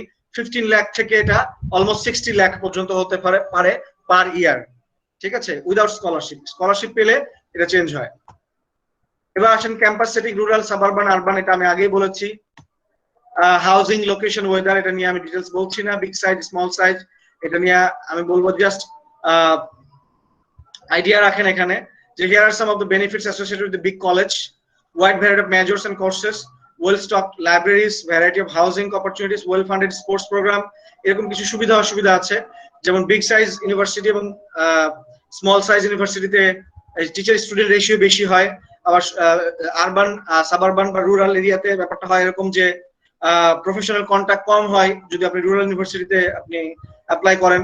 সো এই জিনিসগুলো আপনাদেরকে আগে থেকে ভাবতে হবে। Social life, international students, affiliation, student service, এই জিনিসগুলো আপনারা চিন্তা করতে পারেন। জাস্ট ইনফরমেশন দিয়ে রাখি, প্রত্যেকটা ইউএস ইউনিভার্সিটি বা কলেজে প্রত্যেকটা স্টুডেন্ট ইন্টারন্যাশনাল স্টুডেন্ট সেন্টার আছে, ওটা আপনার জন্য সেকেন্ড হোম হবে ইন দ্যাট কেস। আমাদের লাইব্রেরি যদি ওপেন হয় আমেরিকান সেন্টার অথবা ইএমকে সেন্টারে, তাহলে এই যে how to get PhD, research design, studying engineering, এই বইগুলো থেকে আপনারা আরো ডিটেলস ইনসাইট পাবেন। কিভাবে আপনি রিসার্চ ডিজাইন করতে পারেন, পিএইচডি তে কিভাবে আপনি অ্যাপ্রোচ করতে পারেন, ইঞ্জিনিয়ারিং পড়ার ক্ষেত্রে কোন কোন জিনিসগুলো কনসিডার করা লাগবে, এই জিনিসগুলো আপনি তখন এসে পড়তে পারবেন, সমস্যা নাই। But in the mean time যদি আরো আপনাদের কোশ্চেন থেকে আমাকে ইমেইলও করতে পারেন। আর ইউনিভার্সিটি সার্চের জন্য আমরা 3টা টেকনিক বলি। 1 নম্বর হচ্ছে ওয়েবসাইট, 2 নম্বর হচ্ছে লাইব্রেরির বই, এটা ক্যাটালগ আছে আমাদের ওয়েবসাইট সার্চ করার, ইউনিভার্সিটি সার্চ করা বা স্কলারশিপ সার্চের জন্য। আরটা হচ্ছে আমাদের ডেটা বুক আছে, সেখানে 2011, 12 এবং 15-এ বাংলাদেশ থেকে যেসব স্টুডেন্ট ইউএসএ তে গেছিল, স্পেশালি ইঞ্জিনিয়ারিং স্টুডেন্ট, তাদের কোন কোন ইউনিভার্সিটিতে গেছিল, তাদের ফান্ডিং ক্রাইটেরিয়া কেমন ছিল, তাদের প্রোফাইল কি ছিল, এগুলো ডিটেইলস আমাদের কাছে আছে। আপনারা যদি চান তাহলে ট্রিপল থেকে কারা কারা সেই সময় গেছিল আপনারা ইজিলি জানতে পারবেন, এবং ওই ইউনিভার্সিটি গুলা আপনারা খুঁজে খুঁজে সার্চ করে দেখবেন যে এখনকার অপরচুনিটি কি। তখন ইউনিভার্সিটি সার্চ করা আপনার জন্য খুবই ইজি হয়ে যাবে, ইজন্ট ইট রাইট? সো আপনি চাইলে আমাকে পরে রিচ আউট করতে পারেন, আমি ওই আপনাদেরকে ওই কপিটা দিয়ে দিতে পারবো, ওটা দেখে আপনারা ইজিলি ইউনিভার্সিটি সার্চ করতে পারবেন সেখানে। তারপরে আসেন কিছু ওয়েবসাইট। তো 3টা টেকনিক বললাম, একটা হচ্ছে ওয়েবসাইট, 2 নম্বর হচ্ছে catalogue book in the library, আর একটা হচ্ছে data book in the library. So website গুলো হচ্ছে দেখেন, স্কলারশিপ সার্চ করে এই ওয়েবসাইট গুলো আপনারা ট্রাই করতে পারেন। তারপরে এটা স্ক্রিনশট নিতে পারেন। তো মাদার ওয়েবসাইট একটা বলবো আমি, সেটা হচ্ছে এই যে এটা 2 নম্বর educationusa.state.gov, এখানে আপনার সব ওয়েবসাইটের লিংক একসাথে অ্যাকুমুলেট করা আছে। সেখানে স্কলারশিপ সার্চ এবং ইউনিভার্সিটি সার্চ করার লিংক আলাদা আলাদা ভাবে ওয়েবসাইটের রেফারেন্স দেওয়া আছে, ঠিক আছে? এরপরে আসেন অ্যাক্রিডিটেশন চুজ করার জন্য CHEA, তারপরে হচ্ছে বাকি যে প্রোগ্রামগুলোর জন্য এখানে কিছু কিছু জায়গায় লিংক দেওয়া আছে। এবার একটা ইউনিভার্সিটি কেমন সেটা যদি আপনারা জানতে চান, গ্র্যাড রিপোর্টস, এটা আপনারা দেখতে পারেন। এখানে গিয়ে একটা ইউনিভার্সিটি কেমন তার র্যাঙ্কিং দেখতে পারবেন। লেটস সি কোন একটা জায়গায় আপনারা বার্গার খেতে যাচ্ছেন, সেই রেস্টুরেন্টের রেটিং কেমন, সেটা কত স্টার, সেটা আপনারা যেমন দেখতে পান এখানে এটা দেখতে পাবেন, ঠিক আছে? এরপরে আসেন গ্রাজুয়েট স্কুল সার্চ করার জন্য এই ওয়েবসাইট গুলা আপনার educationusa.state.gov দেওয়া আছে। পিএইচডির জন্য যেমন এই ওয়েবসাইটটা আপনারা ট্রাই করতে পারেন। সো এখানে এমবিএ তে যারা অ্যাপ্লাই করবেন mba.com ওয়েবসাইটটা আপনারা ট্রাই করতে পারেন। এখান থেকে আপনার ইউনিভার্সিটি সার্চের ডিটেইলস দেওয়া আছে, একেবারে আপনারা ফিল্টারিং করে করে সার্চ করতে পারবেন। এবার আসেন যে এখানে একটা ওয়েবসাইট আমি বলবো ইউনিভার্সিটি সার্চের জন্য, সরি স্কলারশিপ সার্চের জন্য, iie.org, দেখেন 5th নম্বর। এই ওয়েবসাইটটাতে আপনি ফিল্টারিং করে আপনি স্কলারশিপ সার্চ করতে পারবেন, ঠিক আছে? স্কলারশিপ বলতে স্মল অ্যামাউন্ট, লেটস সে 5000 অথবা 10000, বাট অ্যাসিস্ট্যান্টশিপের ইনফরমেশন অথবা আপনার টিউশন ওয়েভার, এটা ম্যাক্সিমাম কেসেই ওই ইউনিভার্সিটির ওয়েবসাইটে এগুলো ইনফরমেশন দেওয়া থাকে। এই তো সো ফার ছিল। এখন আমি কয়েকটা জিনিস বলে নেই, যদি কারো কোশ্চেন থাকে তাহলে কোশ্চেন নিচ্ছি, না হলে আমি ফার্দার কয়েকটা ইনফরমেশন আছে ওগুলো দিয়ে দেবো। কোনো কোশ্চেন আছে? Yes, we have got a bunch of questions. Saurabh, can you please read the questions from the chat? Ruhul sir, আমরা কি এখনই কোশ্চেন নিব? কারণ বেশ অনেক কোশ্চেন আছে, নাকি হচ্ছে আমরা একদম সরাসরি? ওকে, ঠিক আছে। আমি এখন কোশ্চেন নিতে চাচ্ছিলাম just to give a break, মানে অডিয়েন্সের জন্য যারা অনেকক্ষণ ধরে শুনতেছে। তাহলে আমরা 2টা কোশ্চেন নিতে পারি। ওকে নিয়ে নিন। ওকে, আমি শেয়ার করছি। প্রথম কোশ্চেনটা হচ্ছে যে when can we start our preparation for higher study, মানে কখন আমরা প্রিপারেশন শুরু করতে পারি। দ্বিতীয় কোশ্চেনটা হচ্ছে যে প্যান্ডেমিকের কি কোনো পোস্ট এফেক্ট, মানে পোস্ট প্যান্ডেমিক সময় আর কি এই স্কলারশিপ অপরচুনিটি গ্র্যাব করতে গেলে কি কোনো প্রবলেম ফেস করতে হবে কিনা? আচ্ছা, এগুলো তো আমি লাস্টের দিকে বলবো। হ্যাঁ, আর লাস্ট কোশ্চেনটা কি হচ্ছে? এটাই আচ্ছা, আরেকটা শেয়ার করি। কোশ্চেনটা হচ্ছে যে কলেজ আর ইউনিভার্সিটির মধ্যে ডিফারেন্স কি, মানে ইউএস পার্সপেক্টিভে। আচ্ছা, ওরা হচ্ছে ম্যাক্সিমাম স্কুল বলে, বেসিক্যালি স্কুল হচ্ছে ওভারঅল ইউনিভার্সিটি কলেজ সবগুলোকে স্কুল বলে। আর কলেজ বলতে ব্যাচেলারদেরকে বোঝায়, যারা 2 ইয়ার্স কলেজ, 4 ইয়ার কলেজ, ব্যাচেলার প্রোগ্রামের জন্য কলেজ। আর কলেজ, ইউনিভার্সিটি বা মাস্টার পিএইচডির জন্য এদেরকে কলেজ খুব একটা বলে না। বাট আবার অনেক ক্ষেত্রে এরকমও বলে যে কলেজ অফ ইঞ্জিনিয়ারিং অথবা কলেজ অফ সোশ্যাল সায়েন্স, এইভাবে তারা ডেসক্রাইব করে। সো কলেজ আর ইউনিভার্সিটি, কলেজটা হচ্ছে একটা আমব্রেলা টার্ম যেটাকে ইউনিভার্সিটি বোঝায়, একটা এডুকেশনাল ইনস্টিটিউশনকে বোঝায় ব্যাপারটা। ঠিক আছে, আই হোপ ইটস অ্যানসার্ড। ওকে, আমরা কি আরো কোশ্চেন নিব এখন? না এখন আর না নেই, লাস্টের দিকে যেহেতু বলবো আমি, তাহলে প্রচুর কোশ্চেন। ওকে ওকে, নেক্সট এবার আসেন, আমি কিছু আপনাদেরকে রিলিভিং ফ্যাক্ট দেখাবো। সেটা হচ্ছে দেখেন, সিএসসি তে যারা অ্যাপ্লাই করতে চাচ্ছেন, what is the minimum CGPA and IELTS and GRE score. Just এখানে সিএসসি তে যারা অ্যাপ্লাই করবেন, ফ্লোরিডা স্টেট ইউনিভার্সিটিতে মিনিমাম সিজিপিএ ব্যাচেলরে চেয়েছে 3.00 আউট অফ 4, আর আইএলটিএস এর মিনিমাম স্কোর চেয়েছে 6.5। কেন্ট স্টেট ইউনিভার্সিটিতে আপনাদের সিজিপিএ চেয়েছে 3.00, আইএলটিএস এর minimum score 6। New York institute of টেকনোলজিতে আপনাদের সিজিপিএ চেয়েছে 2.85, আইএলটিএস এর 6। সিভিল ইঞ্জিনিয়ারিং এ যারা আছেন, ফ্লোরিডা স্টেট ইউনিভার্সিটিতে আপনাদের CGPA 3, IELTS 6.5। California State University Los অ্যাঞ্জেলেসে চেয়েছে আপনার 2.4 আউট অফ 4 সিজিপিএ, ওয়ারএজ আপনার টোফেল যেটা পেপার বেসড সেখানে 550। এটা আইএলটিএস এ আসলে আমার মনে হয় না যে 6 এর নিচে হবে, এই আর কি। ইলেকট্রিক্যাল ইঞ্জিনিয়ারিং এ যারা অ্যাপ্লাই করবেন, ইউনিভার্সিটি অফ অ্যাক্রনে আপনাদের সিজিপিএ হচ্ছে 2.75 চেয়েছে ব্যাচেলরে, আইএলটিএস 6.5। কলোরাডো স্টেট ইউনিভার্সিটিতে আপনাদের সিজিপিএ চেয়েছে 3.00 out of 4, average IELTS score 6.5। GRE এর ব্যাপারটা তারা বলে না, কারণ জিআরই জিনিসটা তারা মনে করে যে স্টুডেন্টের বর্ডার লাইন হয়ে যায় যদি কিছু বলে দেয়, সো এটাকে তারা ওপেন রাখে। সো লেটস সে কোন কোন ব্যাচে যদি এরকম হয় যে 2015 এ যারা এইচএসসি দিয়েছিল তখন যে টোটাল গোল্ডেন এ প্লাস যারা পেয়েছে তাদের নাম্বার, আর 2019 এ যারা এইচএসসি রেজাল্ট পাইলো তাদের নাম্বার কি সেম হবে? I hope not.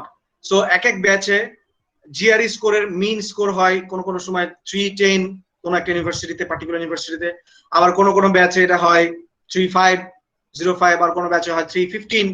So it depends. So GRE score আপনি যত ভালো করতে পারবেন তত ভালো। এই যে এখানে দেখেন, পেট্রোলিয়াম এন্ড মাইনিং ইন্ডাস্ট্রিতে ইঞ্জিনিয়ারিং এতে ইউনিভার্সিটি অফ ইউটাতে চেয়েছে হচ্ছে 3, industrial management engineering Arizona state ইউনিভার্সিটিতে চেয়েছে 3.00, 2 ইয়ার্স অফ জব এক্সপেরিয়েন্সও চেয়েছে তারা।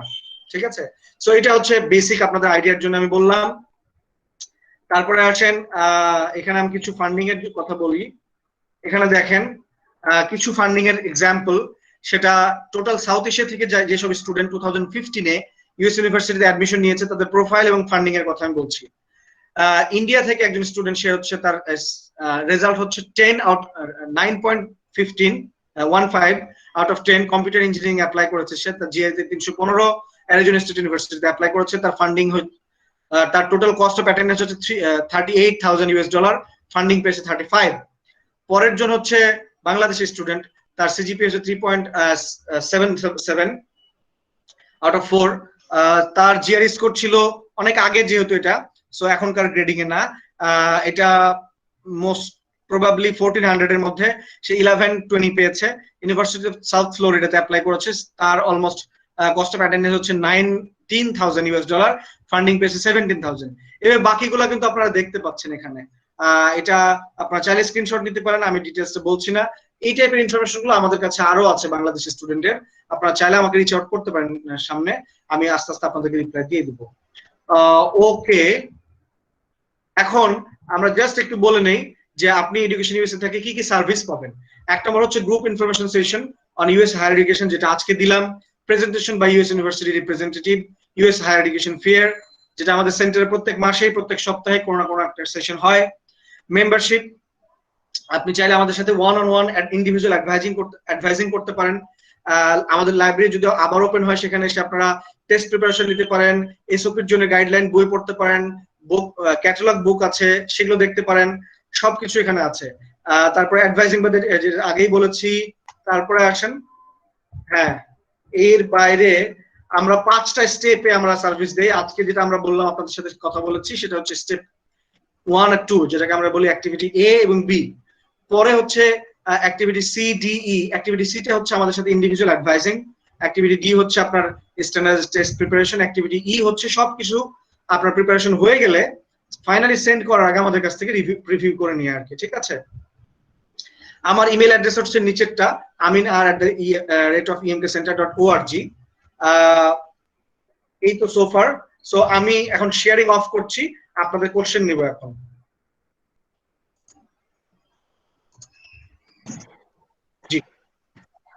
Thank you very much, Mr. Ruhul Amin. It was an enlightening session for us. So, আমাদের হাতে কিছু question আছে। আচ্ছা, I'm asking the questions from my side, and Saurabh, then you carry on from your side, the questions you have on your side. Yeah. But before that, if there is anybody who might be interested in unmuting their mic and want to speak, any of the participants. So let's take the question at least for 5 or 10. Then if we have time, then we can take the question from over microphone. Okay. Okay. Sure. So let's 5 or 10 questions from the chat box. Okay. Sure. So the first question is, what is community college? So community college is not for graduate students. It's for bachelor. So if any student just completed his or her HSC or A level, he or she can directly apply to a community college. Community college টা হচ্ছে cost effective. এখানে comparing to a 4-year college or university, community college cost almost half. So এখানে আপনি 2 years of associate degree complete করে আপনি credit transfer করে একটা ইউনিভার্সিটিতে গিয়ে বাকি 2 years আপনি কমপ্লিট করবেন। এইভাবে এটা একটা 4 years of ব্যাচেলর ডিগ্রি আপনি শেষ করতে পারবেন।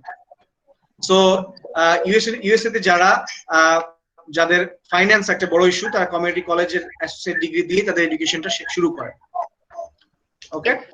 The second question we have is, if I don't get funding in MSc, then how much will I have to show as bank statement approximately? So approximately, I would say, I can say a range. Let's say new ইয়র্কের একটা ইউনিভার্সিটিতে কিন্তু cost অনেক বেশি। সেখানে পার ইয়ার আপনার একটা masters প্রোগ্রামের জন্য কস্ট হতে পারে 50 লাখ বাংলাদেশি টাকায়।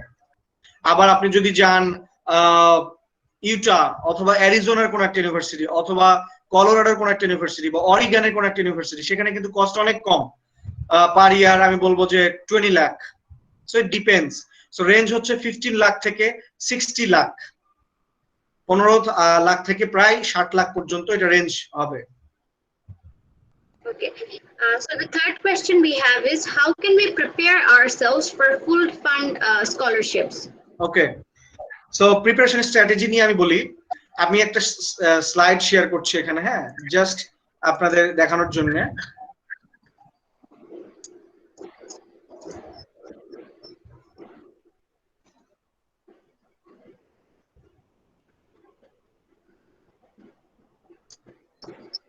Okay.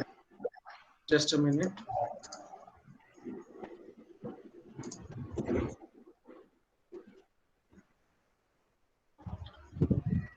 এটা কেন জানি আসছে না, আমি নিজেই বলতেছি।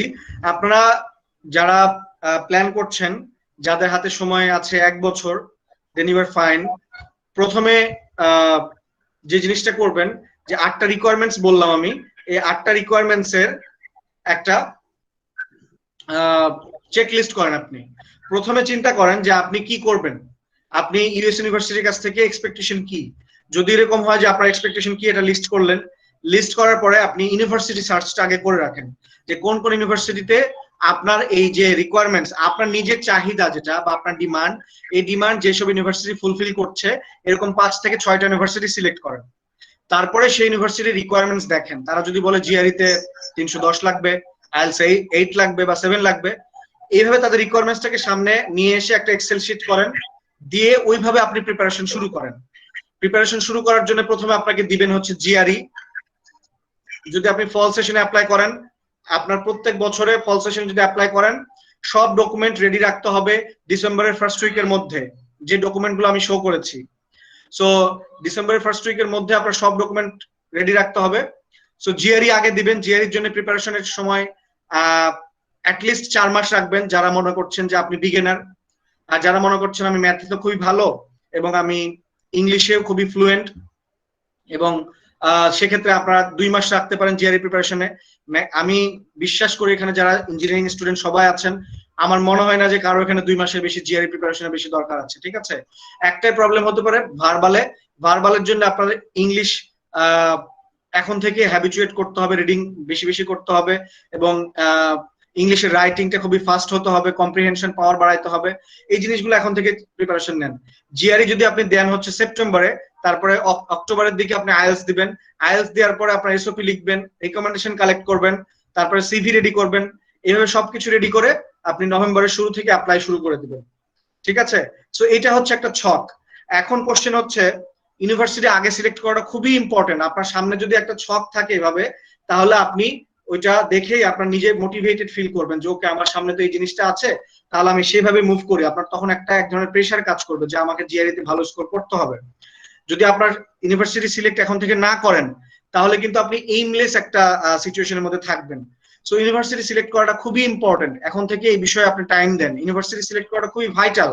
ইউএস ইউনিভার্সিটিতে প্রায় যেহেতু অনেক ইউনিভার্সিটি আছে, ইউনিভার্সিটি সিলেক্ট করাটা খুবই ইজি না, অনেক টাইম দিতে হয়। ঠিক আছে, so I hope preparation strategy নিয়ে আমার যা অ্যান্সার ছিল আমি দিয়েছি। আপনার যদি এটা নিয়ে আরো ডিটেইলস কোশ্চেন থাকে আপনি আমার পরে জিজ্ঞেস করতে পারবেন। Next question. The next question is, what is your suggestion to the students who might be interested, who are currently pursuing their bachelor's in engineering and are in engineering career to business studies? So what will be your suggestion for them? So as I understood from your question, because you are breaking up, so যারা engineering পড়ছেন আপনারা MBA করতে চাচ্ছেন, is that the question? Yes, MBA or business studies, yeah, that. So there are huge evidence যারা business engineering শেষ করে business degree বা business studies বা এমবিএ তে করতে গেছে। তো সেক্ষেত্রে যদি আপনারা বিজনেসে যেতে চান তাহলে জিআরই দিতেও পারেন, কিন্তু জিমেট দিলে ভালো হয়। জিমেট যেটা স্ট্যান্ডার্ডাইজড টেস্ট আছে। বাট আমি বলে রাখি, অনেকে বলবে যে প্রফেশনাল ডিগ্রিতে স্কলারশিপ কম, কিন্তু তারপর আমি বলবো যে প্রফেশনাল ডিগ্রিতে স্কলারশিপ আছে, স্পেশালি এমবিএ তে আপনারা চাইলে মেজর চেঞ্জ করতে পারেন। ইটস পারফেক্টলি ফাইন, মানে কোনো ডাউট নাই। আপনার যদি জিমেট ভালো স্কোর থাকে, সিজিপি ভালো থাকে, মিনিমাম একটা 1 বছর বা জব এক্সপিরিয়েন্স থাকে, তাহলে you should apply to MBA program. ঠিক আছে, আরেকটা বিষয় আমি বলে রাখি, যারা মাস্টার্সে অ্যাপ্লাই করবেন, প্রফেশনাল মাস্টার্সে যদি অ্যাপ্লাই করেন, let's say MBA, MPH, public health যেটা আছে, বা এই টাইপের প্রফেশনাল মাস্টার্সে কিন্তু স্কলারশিপ নরমালি কম থাকে, বাট রিসার্চ মাস্টার্সে কিন্তু স্কলারশিপ বেশি থাকে। যেমন মাস্টার্স সিএসসি, ট্রিপল-ই যেগুলো রিসার্চ প্রোগ্রাম, সেগুলো মাস্টার স্কলারশিপ বেশি থাকে। Okay, next question.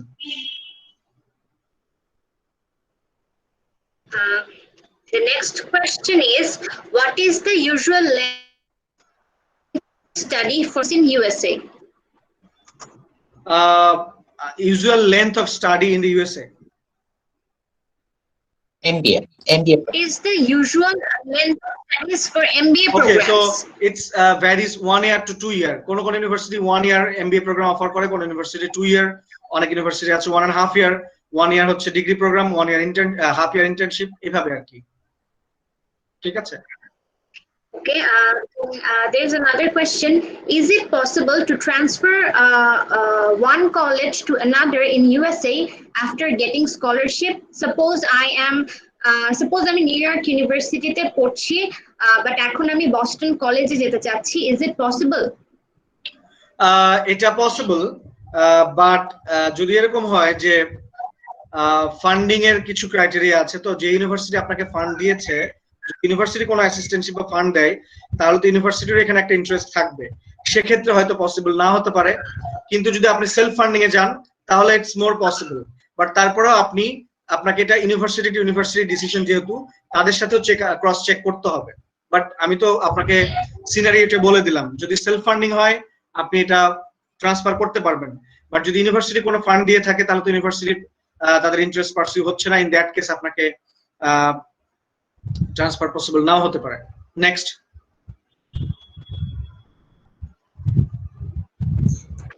The next question that I have is it hard to get a scholarship in MBA in USA or MBA in USA? Yeah. No, MBA it's in not USA. hard. It's not hard. আমি দুইটা MBA তে ফুল funded scholarship পাওয়ার স্টুডেন্টের example দিচ্ছি। দুইজনই বাংলাদেশি। একজন হচ্ছে ঢাকা ইউনিভার্সিটির finance department থেকে বিবিএ শেষ করে আর ঢাকা ইউনিভার্সিটির আইবিএ তে সে মাস্টার্স করেছে। ইন দ্য মিন টাইম তার 4 ইয়ার্স অফ জব এক্সপিরিয়েন্স আছে ইউসিবিএল এ, এবং তার জিম্যাট স্কোর হচ্ছে 690, আইএলটিএস স্কোর অনলি 6.5। সে ফুললি ফান্ডেড এমবিএ প্রোগ্রামে গেছে। আরেকজন স্টুডেন্ট হচ্ছে সেও ফুললি ফান্ডেড এমবিএ প্রোগ্রামে গেছে। তার জিম্যাট স্কোরটা একটু ভালো, 710 আউট অফ 800 জিম্যাট স্কোর। আরেকজন স্টুডেন্টকে আমি চিনি যার স্কোর অত ভালো ছিল না জিম্যাটে, কিন্তু ওভারঅল জব এক্সপিরিয়েন্স ছিল মনে হয় 6 মান্থস, সেও ফুললি ফান্ডেড এমবিএ প্রোগ্রামে গেছে। So it's not hard, just আপনাকে যেটা করতে হবে, যে কথাগুলো আমি বললাম, সিজিপিএ যদি থাকে, ভালো না থাকে তাহলে জিম্যাটে ভালো স্কোর করেন, সিজিপিএ ভালো হলে জিম্যাটে অত ভালো স্কোর না করলেও ব্যালেন্স হয়। আবার হচ্ছে আইএলটিএস ভালো স্কোর করেন, যদি জব এক্সপিরিয়েন্স থাকে 1 বছর তাহলে খুব ভালো। এই ব্যাপারগুলো হচ্ছে যে রিকোয়ারমেন্টস গুলো বললাম এগুলো ব্যালেন্স করলেই হয়ে যাবে। It's not that hard. Next. Okay, so these were the questions from my side, Shura, but I'll request you to carry on the questions from your side, please. ওকে, আমি হচ্ছে এখন চ্যাট বক্স থেকে question নিব। আমি একটু নাম উল্লেখ করে কোশ্চেনগুলো নিতে যাচ্ছি। মির্জা ইমন জিজ্ঞেস করেছেন যে when can we start our preparation for higher study? Will this pandemic affect on our higher study in US? Okay, so প্যান্ডেমিকের ইফেক্টটা নিয়ে আমি এখন একটু কথা বলে নেই। পরে যেটা আমি করব, 5টা বা 4টা ডিপার্টমেন্ট ইউনিভার্সিটিতে আমি যাব এবং প্যান্ডেমিক নিয়ে ওই ইউনিভার্সিটির কি কি আপডেট আছে সেগুলো আমি বলবো। বাট এখন আমি একটু বলে নেই। ব্যাপারটা হচ্ছে কি, যে দেখেন, আপনারা যে ইউনিভার্সিটিতে আছেন অস্টে, সেখানে আপনাদের এখন সেমিস্টার কিভাবে শেষ হবে, তারপরে নতুন এনরোলমেন্ট কিভাবে হবে, এই জিনিসগুলো নিয়ে কি খুবই শার্পলি বা একেবারে অন পয়েন্ট খুবই র্যাপিডলি ডিসিশন নিতে পেরেছে? সৌরভকে যদি আমি কোশ্চেন করি, পারে না। তারপরে হচ্ছে অনেক জায়গায় ডিসিশন পেন্ডিং, কোন জায়গায় এখনো আরো অনেক ফ্যাক্টরের উপরে ডিসিশন ডিপেন্ড করছে। সো ব্যাপারটা হচ্ছে, আমি পার্সোনালি আমাদের কাছে আপডেট আসে যে কোন ইউনিভার্সিটি কি কি ডিসিশন নিচ্ছে। তো বলে রাখি, ইউএসএ তে যে ইউনিভার্সিটি গুলো আছে তারা সবাই সভারেন, এবং তারা এক একটা ইউনিভার্সিটি ডিসিশন তারা নিজেরাই নিবে। এক্ষেত্রে সেন্ট্রালি কোনো গভর্নমেন্টের স্টেটমেন্ট আসে নাই। তো অনেক ইউনিভার্সিটি কিন্তু এরকম বলতেছে যে তারা ইন পার্সন ক্লাস শুরু করে দিবে, অনেক ইউনিভার্সিটি করে দিয়েছে। অগাস্টের 1 তারিখ থেকে ইউএস ইউনিভার্সিটি প্রায় 62% আছে যারা ইন পার্সন ক্লাস শুরু করে দিবে। ঠিক আছে, এরকম আমি আপনাদেরকে ডেটা বলতেছি। আবার অনেক ইউনিভার্সিটি এরকম ফান্ডিং নিয়ে অনেক স্টুডেন্টের কোশ্চেনটা হচ্ছে, এখন অনেক ইউনিভার্সিটি কিন্তু প্রাইভেট ইউনিভার্সিটি আছে ইউএসএ তেও, তারা স্টুডেন্টের টিউশনের উপর ভিত্তি করে তারা তাদের ইউনিভার্সিটির ম্যাক্সিমাম রেভিনিউ আর্ন করে। সো ইন দ্যাট কেস কিছু ফান্ডিং এর ব্যাপারটা অ্যালোকেট হয়ে অন্য জায়গায় চলে যাবে, হয়তো বা অথবা বাজেট কাটও হতে পারে। কিন্তু কোশ্চেন হচ্ছে যে কম্পিটিশন সব সময় ছিল, এখন হয়তো একটু বাড়বে, কিন্তু আপনার যদি কোয়ালিটিও আগের মতো থাকে তাহলে কি কম্পিটিশন আপনি টিকতে পারবেন? অবশ্যই না। আর এখন যেহেতু সবকিছু ভার্চুয়াল হচ্ছে, আপনার কম্পিটিটর কিন্তু শুধু বাংলাদেশ থেকে না, আপনাকে চিন্তা করতে হবে গ্লোবালি।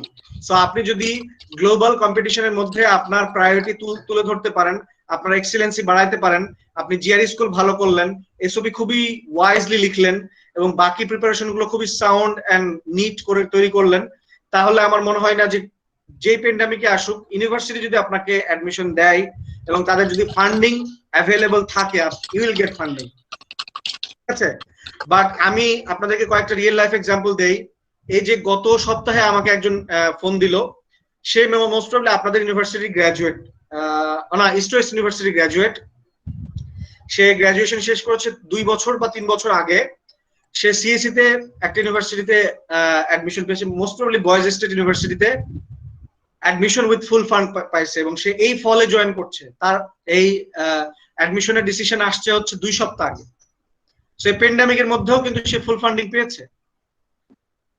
তো আমি বলবো যে আপনাদের যারা ফিল্ড যেগুলো আছে ইঞ্জিনিয়ারিং, এই জিনিসগুলো কিন্তু সামনে যে আপনার মার্কেট আসছে, জব মার্কেট বলেন, রিসার্চ মার্কেট বলেন, বা ওয়ার্ল্ডের যেই জায়গাগুলো আসলে সামনের দুনিয়াকে লিড দিবে, সব জায়গায় আপনাদের কিন্তু একটা ইমপ্লিকেশন আছে। তো আপনাদের এরিয়াটা কখনোই ফেডেড অ্যাওয়ে হবে না। ফান্ডিং নিয়ে প্রবলেম হতে পারে কোথায়? আর্টসে, তারপরে হতে পারে কোথায়? মিউজিকে, হতে পারে কোথায়? কোনো কোনো জায়গায় সোশ্যাল সায়েন্সে, অথবা এরকম হতে পারে যে লেটস সে যে জিনিসগুলো এখন মানে আর্জেন্ট নিড না, আর ফান্ডিং বেশি হতে পারে কোথায়? Public health, pharmacy, biomedical engineering, biomedical science, chemistry, biology, এই রিলেটেড ফিল্ডে কিন্তু ফান্ডিং আবার বেশি হবে। সো এখন আপনারা যেটা করবেন সেটা হচ্ছে, আমার একটা জিনিস খুবই, আমি আপনাদের জায়গায় থাকলে এইভাবে চিন্তা করতাম যে সবাই তো ভাবতেছে যে ফান্ডিং কমে যাবে, ফান্ডিং থাকবে না, আমি মনে হয় অ্যাডমিশন পাবো না, এইভাবে মনে হয় সারা জীবন আমার মানে বিদেশ যাওয়ার স্বপ্ন এখানে শেষ।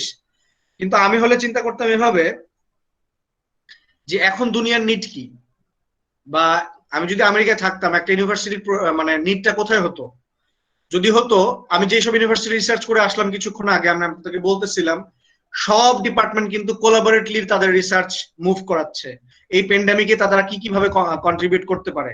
তো সবার কিন্তু একটা রোল আছে, যেমন ফিজিশিয়ানের রোল আছে, সাইকোলজিস্টেরও রোল আছে। এখানে কিন্তু আপনি যারা ইঞ্জিনিয়ারিং ফিল্ডে আছে তারাও কিন্তু অনেকভাবে রোল প্লে করছে।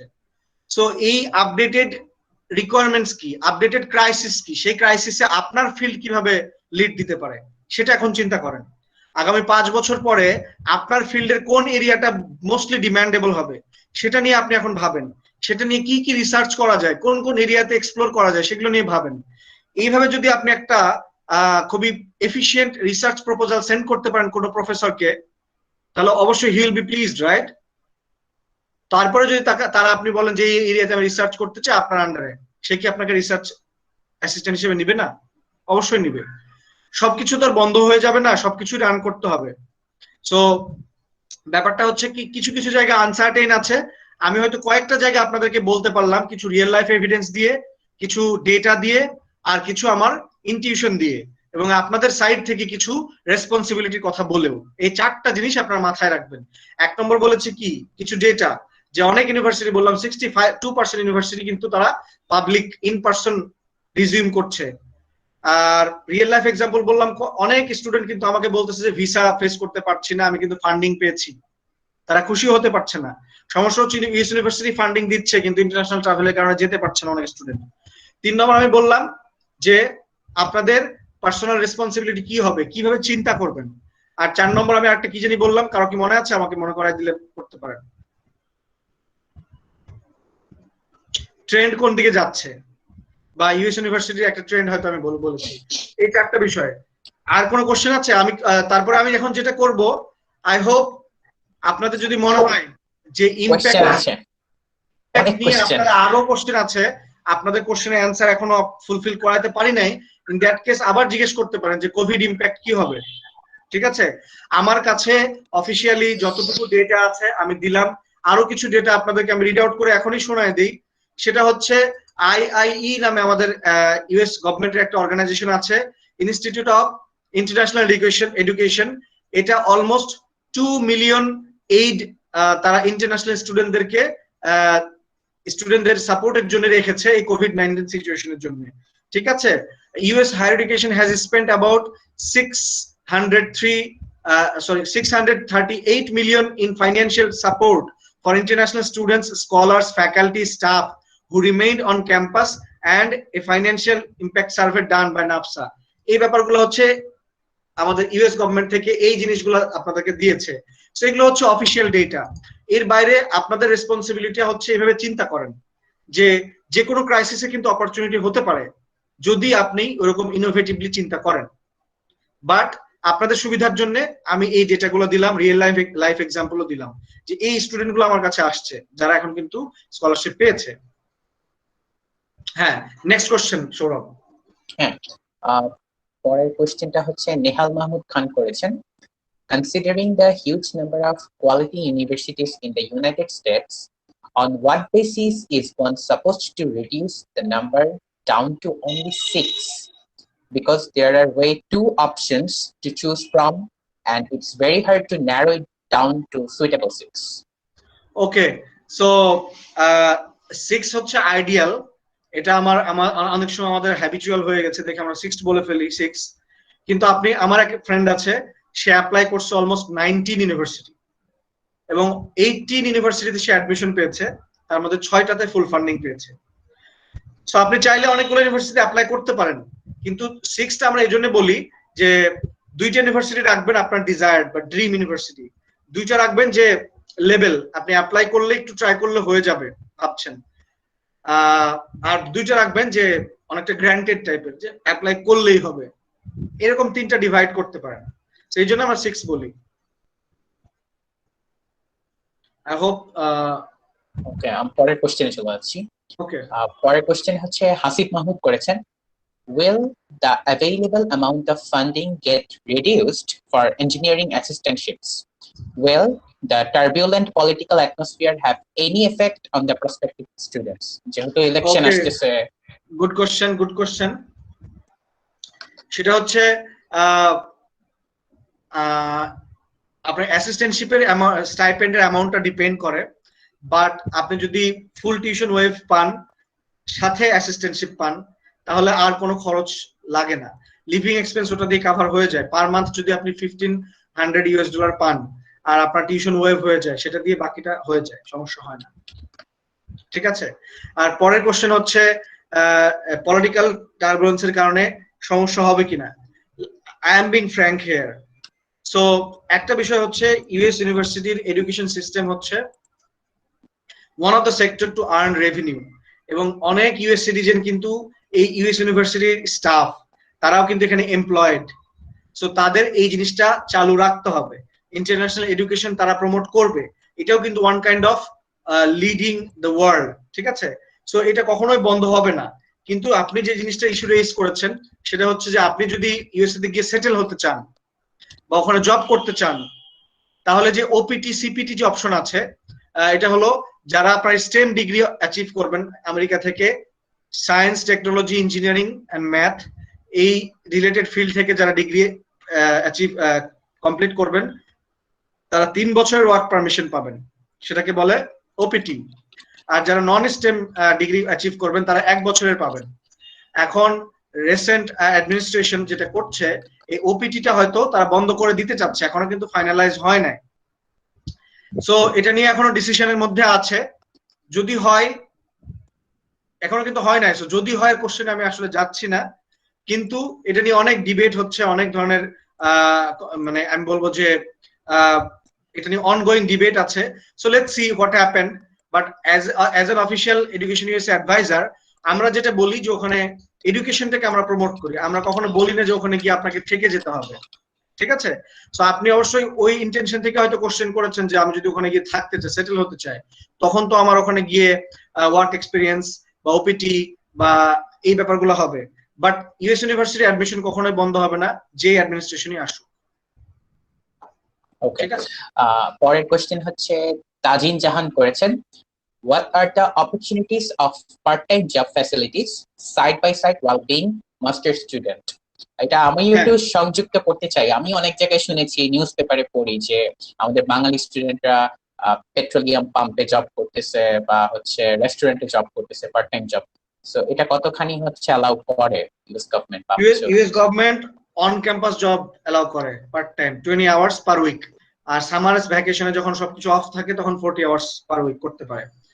কিন্তু অফ ক্যাম্পাসে কোনো জব করা অ্যালাউ নাই। যারা পেট্রোলিয়াম পাম্পে জব করছে তারা ইলিগাল জব করতো। সো কোনো ইন্টারন্যাশনাল স্টুডেন্ট অন ক্যাম্পাসের বাইরে জব করতে পারবে না, ইটস ইলিগাল অন ক্যাম্পাসের বাইরে জব করা। সো ওই 20 আওয়ার্স যদি অন ক্যাম্পাস জব করে তাহলে এটা দিয়ে স্টেট টু স্টেট ভ্যারি করে যে তারা কতটুকু আর্ন করতে পারবে। আমি যে কলেজে ছিলাম সেখানে যারা অন ক্যাম্পাস জব করতো পার উইক তারা আমি বলবো যে অলমোস্ট 3 to 400 US ডলার আয় করতো। সো এটা দিয়ে হোপফুলি আপনারা you can gauge what would be the earning. Okay, so sir, আমার end থেকে probably the last question, then আমি শিফা আপুকে hand over করব। Last question করেছেন Abdullah Al Miraj, those who will graduate this year and also next year, will they face any difficulties regarding this COVID-19 situation? We all know USA has been the most vulnerable country to COVID-19. Probably one of the most. আচ্ছা, so যারা graduation শেষ করেছে তারা কিন্তু সবাই virtually graduation সিরিমনিতে জয়েনও করেছে। Certificate হয়তো তারা কিছুদিন পরে হয়তো পেয়ে যাবে। ইভেন যারা এক্সচেঞ্জ প্রোগ্রামে যায় তাদের কিন্তু দেশে ব্যাক করার ডেট থাকে মে 16 আমি যে প্রোগ্রামে গিয়েছিলাম, সো বাংলাদেশ থেকে যে কয়জন গিয়েছিল এবছর সবাই অন টাইমে ব্যাক করেছে চার্টার ফ্লাইটে। সো তাদের কোনো ভালনারেবল সিচুয়েশনের মধ্যে তারা পড়বে না। ঠিকই তারা গ্রাজুয়েশন শেষ করেছে, সার্টিফিকেটও পাবে, যদি তারা জবে অ্যাপ্লাই করতে চায় সেটা নিয়ে করতে পারবে, কোনো ধরনের সমস্যা তারা ফেস করবে না। ঠিক আছে, এই আর কি। Next. Okay, thank you, Saurabh. So the question that I have from my side is from Mujtahid Sajid. His question is, different universities have different mark range for calculating CGPA. Suppose in OST, CG4 is counted at 80, but in few universities it is counted in 90. So how will they evaluate our CG? Okay. So CGPA আপনার ইউনিভার্সিটিতে যদি এরকম হয় যে আপনি 3.75 out of 4 পেয়েছেন, সেটা count করবে তারা। বাট যদি তারা গ্রেড দেয়, যে আপনার অনেক ইউনিভার্সিটিতে 90 বলতে অনেক এ বোঝায় বা এ প্লাস বোঝায়, বা অনেক ইউনিভার্সিটিতে আছে 80 হলেই এ প্লাস হয়ে যায়। সো ওরা আসলে সিজিপিএ দেখবে আপনার গ্রেডটা, মানে আপনার ওই যে এ বি আর সি এই জিনিসগুলো দেখবে না। আরেকটা বিষয় হচ্ছে অনেক ইউনিভার্সিটি আছে যারা গ্রেড ইভালুয়েশন রিকোয়ার করে। সো WES নামে একটা অর্গানাইজেশন আছে, তারা এরকম গ্রেড ইভালুয়েশন করে দেয়। সো তখন আপনাদেরকে বাংলাদেশি গ্রেডটা ওই WES কে সেন্ড করতে হবে, তারা এটা ইভালুয়েট করবে, করে ইউএস ইউনিভার্সিটির কাছে পাঠাবে। এবং যারা OES এর মাধ্যমে ক্রেডিট ইভালুয়েশন করেছে সবাই বলেছে যে তাদের গ্রেড বেড়েছে, যাচ্ছিল সেখান থেকে যদি 345 হয় 5 বেড়ে 350 হয়ে গেছে, ব্যাপারটা এমন আর কি। সো এটা নিয়ে আপনাদের অডিট হওয়ার কিছু নাই। Okay, then I have a question from Rasha Rabbani. Can I apply directly for PhD after completing my BSc? Yes, you will, and you should actually.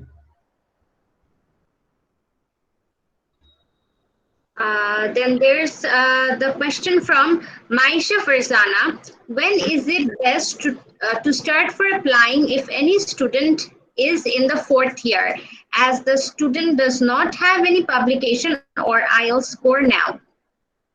So can you repeat the question again? When is it best to start for applying if any student is in the 4th year, as the students does not have any publication or IELTS score now? So publication is not mandatory. আপনার যদি 4th year result আসা, মানে অ্যাপ্লিকেশনের সময় হচ্ছে ফল অথবা spring.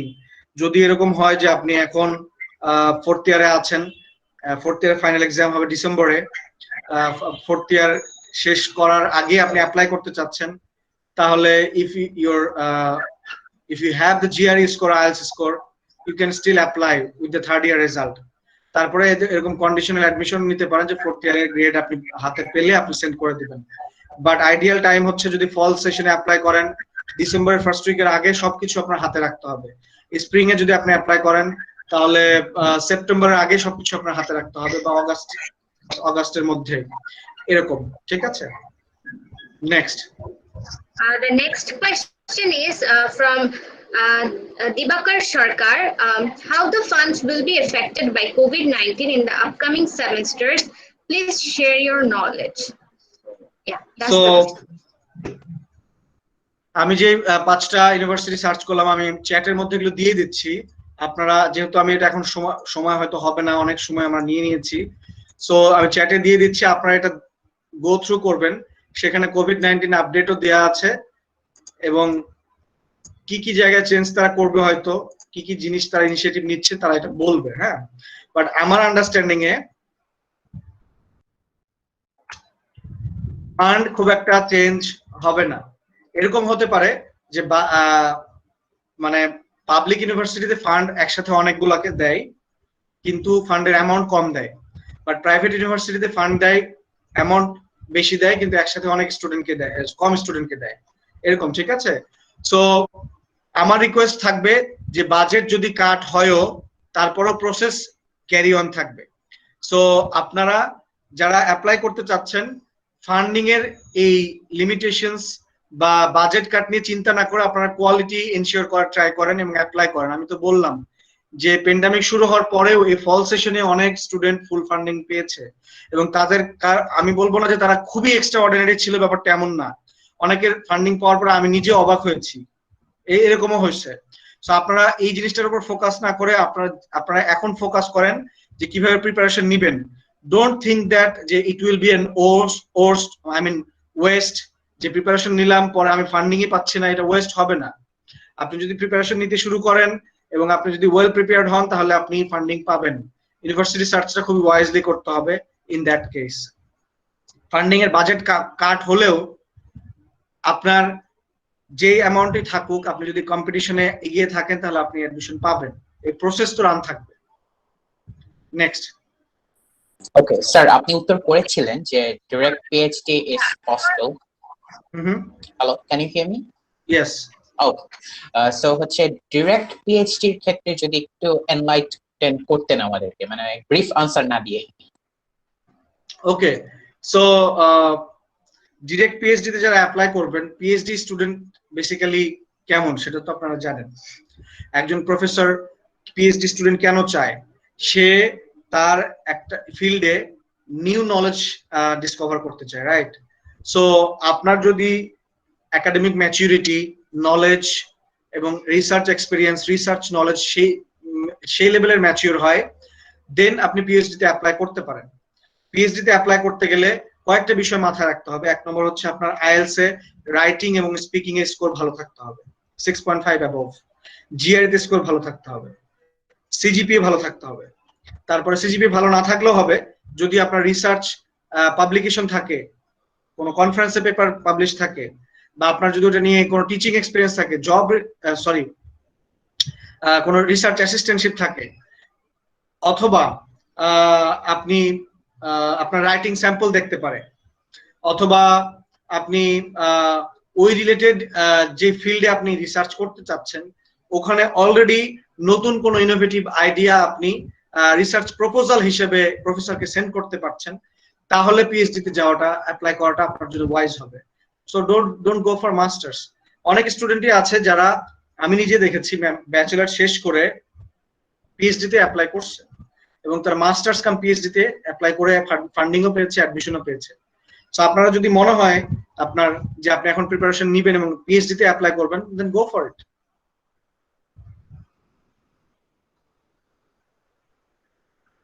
So আমি একটা কোশ্চেন করছি, চ্যাট বক্সে এসেছে, লেটে এসেছে। কোশ্চেনটা হচ্ছে মির্জা ইমন করেছেন, how much time I have to spend or with after giving GRE and IELTS exam?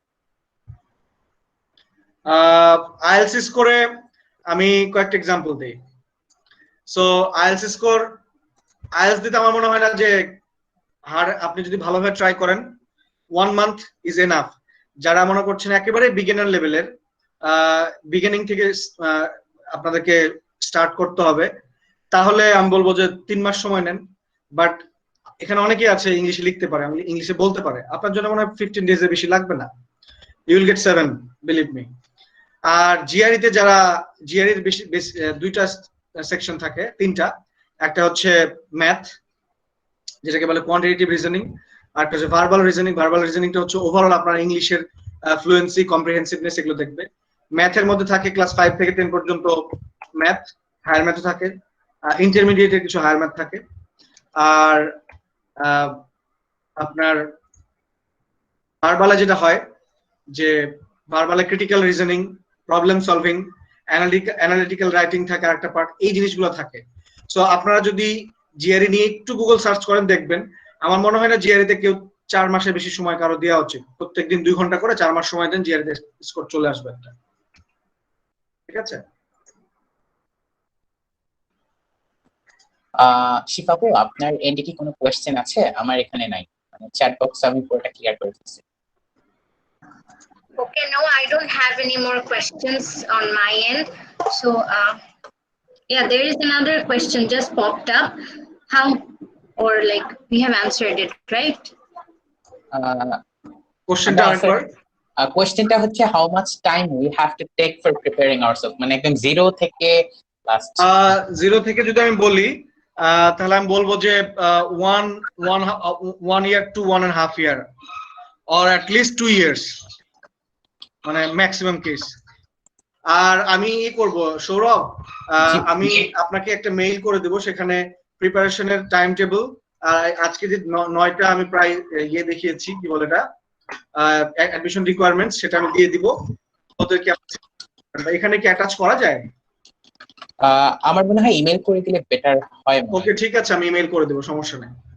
Attach করে ঝামেলা। ওকে, আর কোনো কোয়েশ্চেন নাই, তো আমরা মোটামুটি শেষের দিকে চলে আসছি। তো হচ্ছে শেষ করার আগে আমি ছোট্ট কিছু অ্যাড করতে চাই, since I am an EMK boy.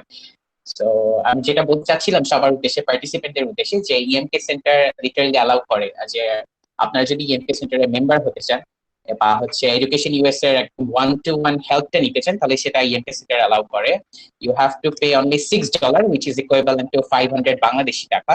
So হচ্ছে 3টা জিনিস দরকার যদি আপনি ইএমকে মেম্বারশিপ নিতে চান। আপনার 500 টাকা, একটা আপনার নিজস্ব আইডেন্টিটির একটা কপি হইতে পারে, সেটা বার্থ সার্টিফিকেট বা পাসপোর্ট, আর হচ্ছে লাস্ট যেটা দরকার সেটা হচ্ছে আপনাকে একটা ফর্ম ফিল আপ করতে হবে, মানে অন স্পট আপনাকে ইএমকে সেন্টার যাইতে হবে, গিয়ে হচ্ছে একটা ফর্ম ফিল আপ করে আপনি হচ্ছে জাস্ট টাকাটা আর হচ্ছে আপনার আইডেন্টিটির প্রুফ এরকম কিছু, মানে কোনো কপি যদি আপনি দেন, তাহলে সেক্ষেত্রে 1 সপ্তাহ লাগে না, খুব তাড়াতাড়ি আর কি ওরা কাজটা করে দেয়। সো একটা জোস আইডি কার্ডও পাবেন আপনি। তো হচ্ছে ইএমকে মেম্বারশিপ আপনি হল করতে পারেন, এন্ড লেটার অন আপনি ইএমকে যে কোনো রকম ফ্যাসিলিটি নিতে পারবেন। আমি ইএমকে সেন্টারের অফিসিয়াল ফেসবুক পেজ দিচ্ছি না, ওইটা পাওয়া তো যাবে। আমি হচ্ছে অফিসিয়াল ওয়েবসাইট লিংকটা দিয়ে দিচ্ছি, আপনারা লিংকে গিয়ে হচ্ছে চেক করতে পারেন ইএমকে সেন্টারের ব্যাপারে। That's it. আর হচ্ছে আমি বলবো যে হচ্ছে আসানুল্লাহ ইউনিভার্সিটি থেকে হচ্ছে নেক্সট হচ্ছে ইএমকে থেকে এনভয় ব্যাচ আর কি রিক্রুট করা হচ্ছে। এই বছর আর কি প্রথম ব্যাচটা রিক্রুট করা হয়। So I am lucky to be here. 3জন স্টুডেন্টকে রিক্রুট করা হয়েছে আমাদের ইউনিভার্সিটি থেকে। So I am one of them. It's really an privilege for me, amazing privilege for me. So আমি রিকোয়েস্ট করবো আপনাদেরকে, আপনারা ইএমকে এর সাথে কানেক্টেড হবেন, এবং হচ্ছে আপনারা হয়তো আজকের সেশনটা দেখে হয়তো অনুমান করতে পারেন যে ইএমকে সেন্টার জায়গাটা কত জোস হইতে পারে আর কি। আমি 2017 থেকে আর কি এই জায়গাটার প্রতি আমার একটা ইমোশনাল অ্যাটাচমেন্ট তৈরি হয়েছে। আমি অনেক বড় করে ফেলতেছি, আমি আর কথা বলবো না। সো আচ্ছা, আমি শিফা আপুকে আর কি রিকোয়েস্ট করবো, so continue the next part. Yeah, so yeah, we are done with our question answers and everything. So I'd like to thank, I'm sorry, I think there are questions still popping. Should we take those questions? I have time. I don't have any problem. There's a few questions that has popped up. I think we can take it. So there's one question from Mirza Imon, which is better, IELTS or TOEFL? Okay, so আপনি যেটাতে comfortable feel করেন, IELTS TOEFL একটা ইউনিভার্সিটির কাছে it's just an language proficiency test, nothing else. So আপনি যদি মনে হয় আইএলটিএস দিবেন, ফাইন। আপনার যদি মনে হয় টোফেল দিবেন, ফাইন। বাট আমার মনে হয় maximum student find IELTS very easy than TOEFL আর কি। ঠিক আছে? Yeah. Okay, so yeah, we are done with our chat list, I think. So I hope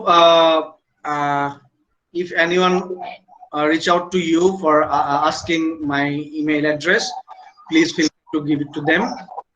I'll be happy to help them. Okay, so yeah, with that, we have come to the end of today's session. So I'd like to thank Mr. Ruhul Amin. It is our pleasure to have you here because, you know, all the students who are really interested in pursuing higher studies, they are facing a lot of confusion and uncertainty. And it was really amazing to have you here because I think it has enlightened us, and it is one of the events where we have got amazing reach from students. Yes, we will be sharing the session and the informations later on the event page. So anybody who has any more question, they can follow up, and they can connect with Mr. Ruhul Amin. We really thank you for being here. It is our pleasure, and we really look forward to have you for more events in the coming days, because as EMK Center organizes a lot of different events, and this is the first time we are collaborating with EMK Center. It was an amazing experience for us all. So we believe that for next events, different sort of events, IEEE UST student branch would be really interested to collaborate with EMK Center if that is possible in any way. And thank you so much for being here in this pandemic situation. And I'd like to have any other words. Any other words that you might want to share to the students lastly? So if you have anything you can say, you can share that. Okay, so Mr. Ruhul Amin. just to give you a warm sense of sincerity from my side, please feel free to contact me. I have given my email address, and if you'd like to contact me over phone, Saurabh have my phone number. I'll be really happy to help you. Don't hesitate. My office time is Sunday to Thursday, 10 to 5:30. If you call me or if you email me, I will always help you. So please have me beside you in your preparational journey to the US University. Thank you all of you for joining us. Thank you so much. Thanks to Mr. Ruhul Amin, thanks to EMK Center, and thanks to all of the participants here who have joined us this event today. If you have any queries, you can reach us on our Facebook page, and we have a bunch of other events that we have lined up. So we hope that you will be joining us for in those events also. So thank you all, and I'd like to end this session here. So stay home, stay safe, and good night. Thank you.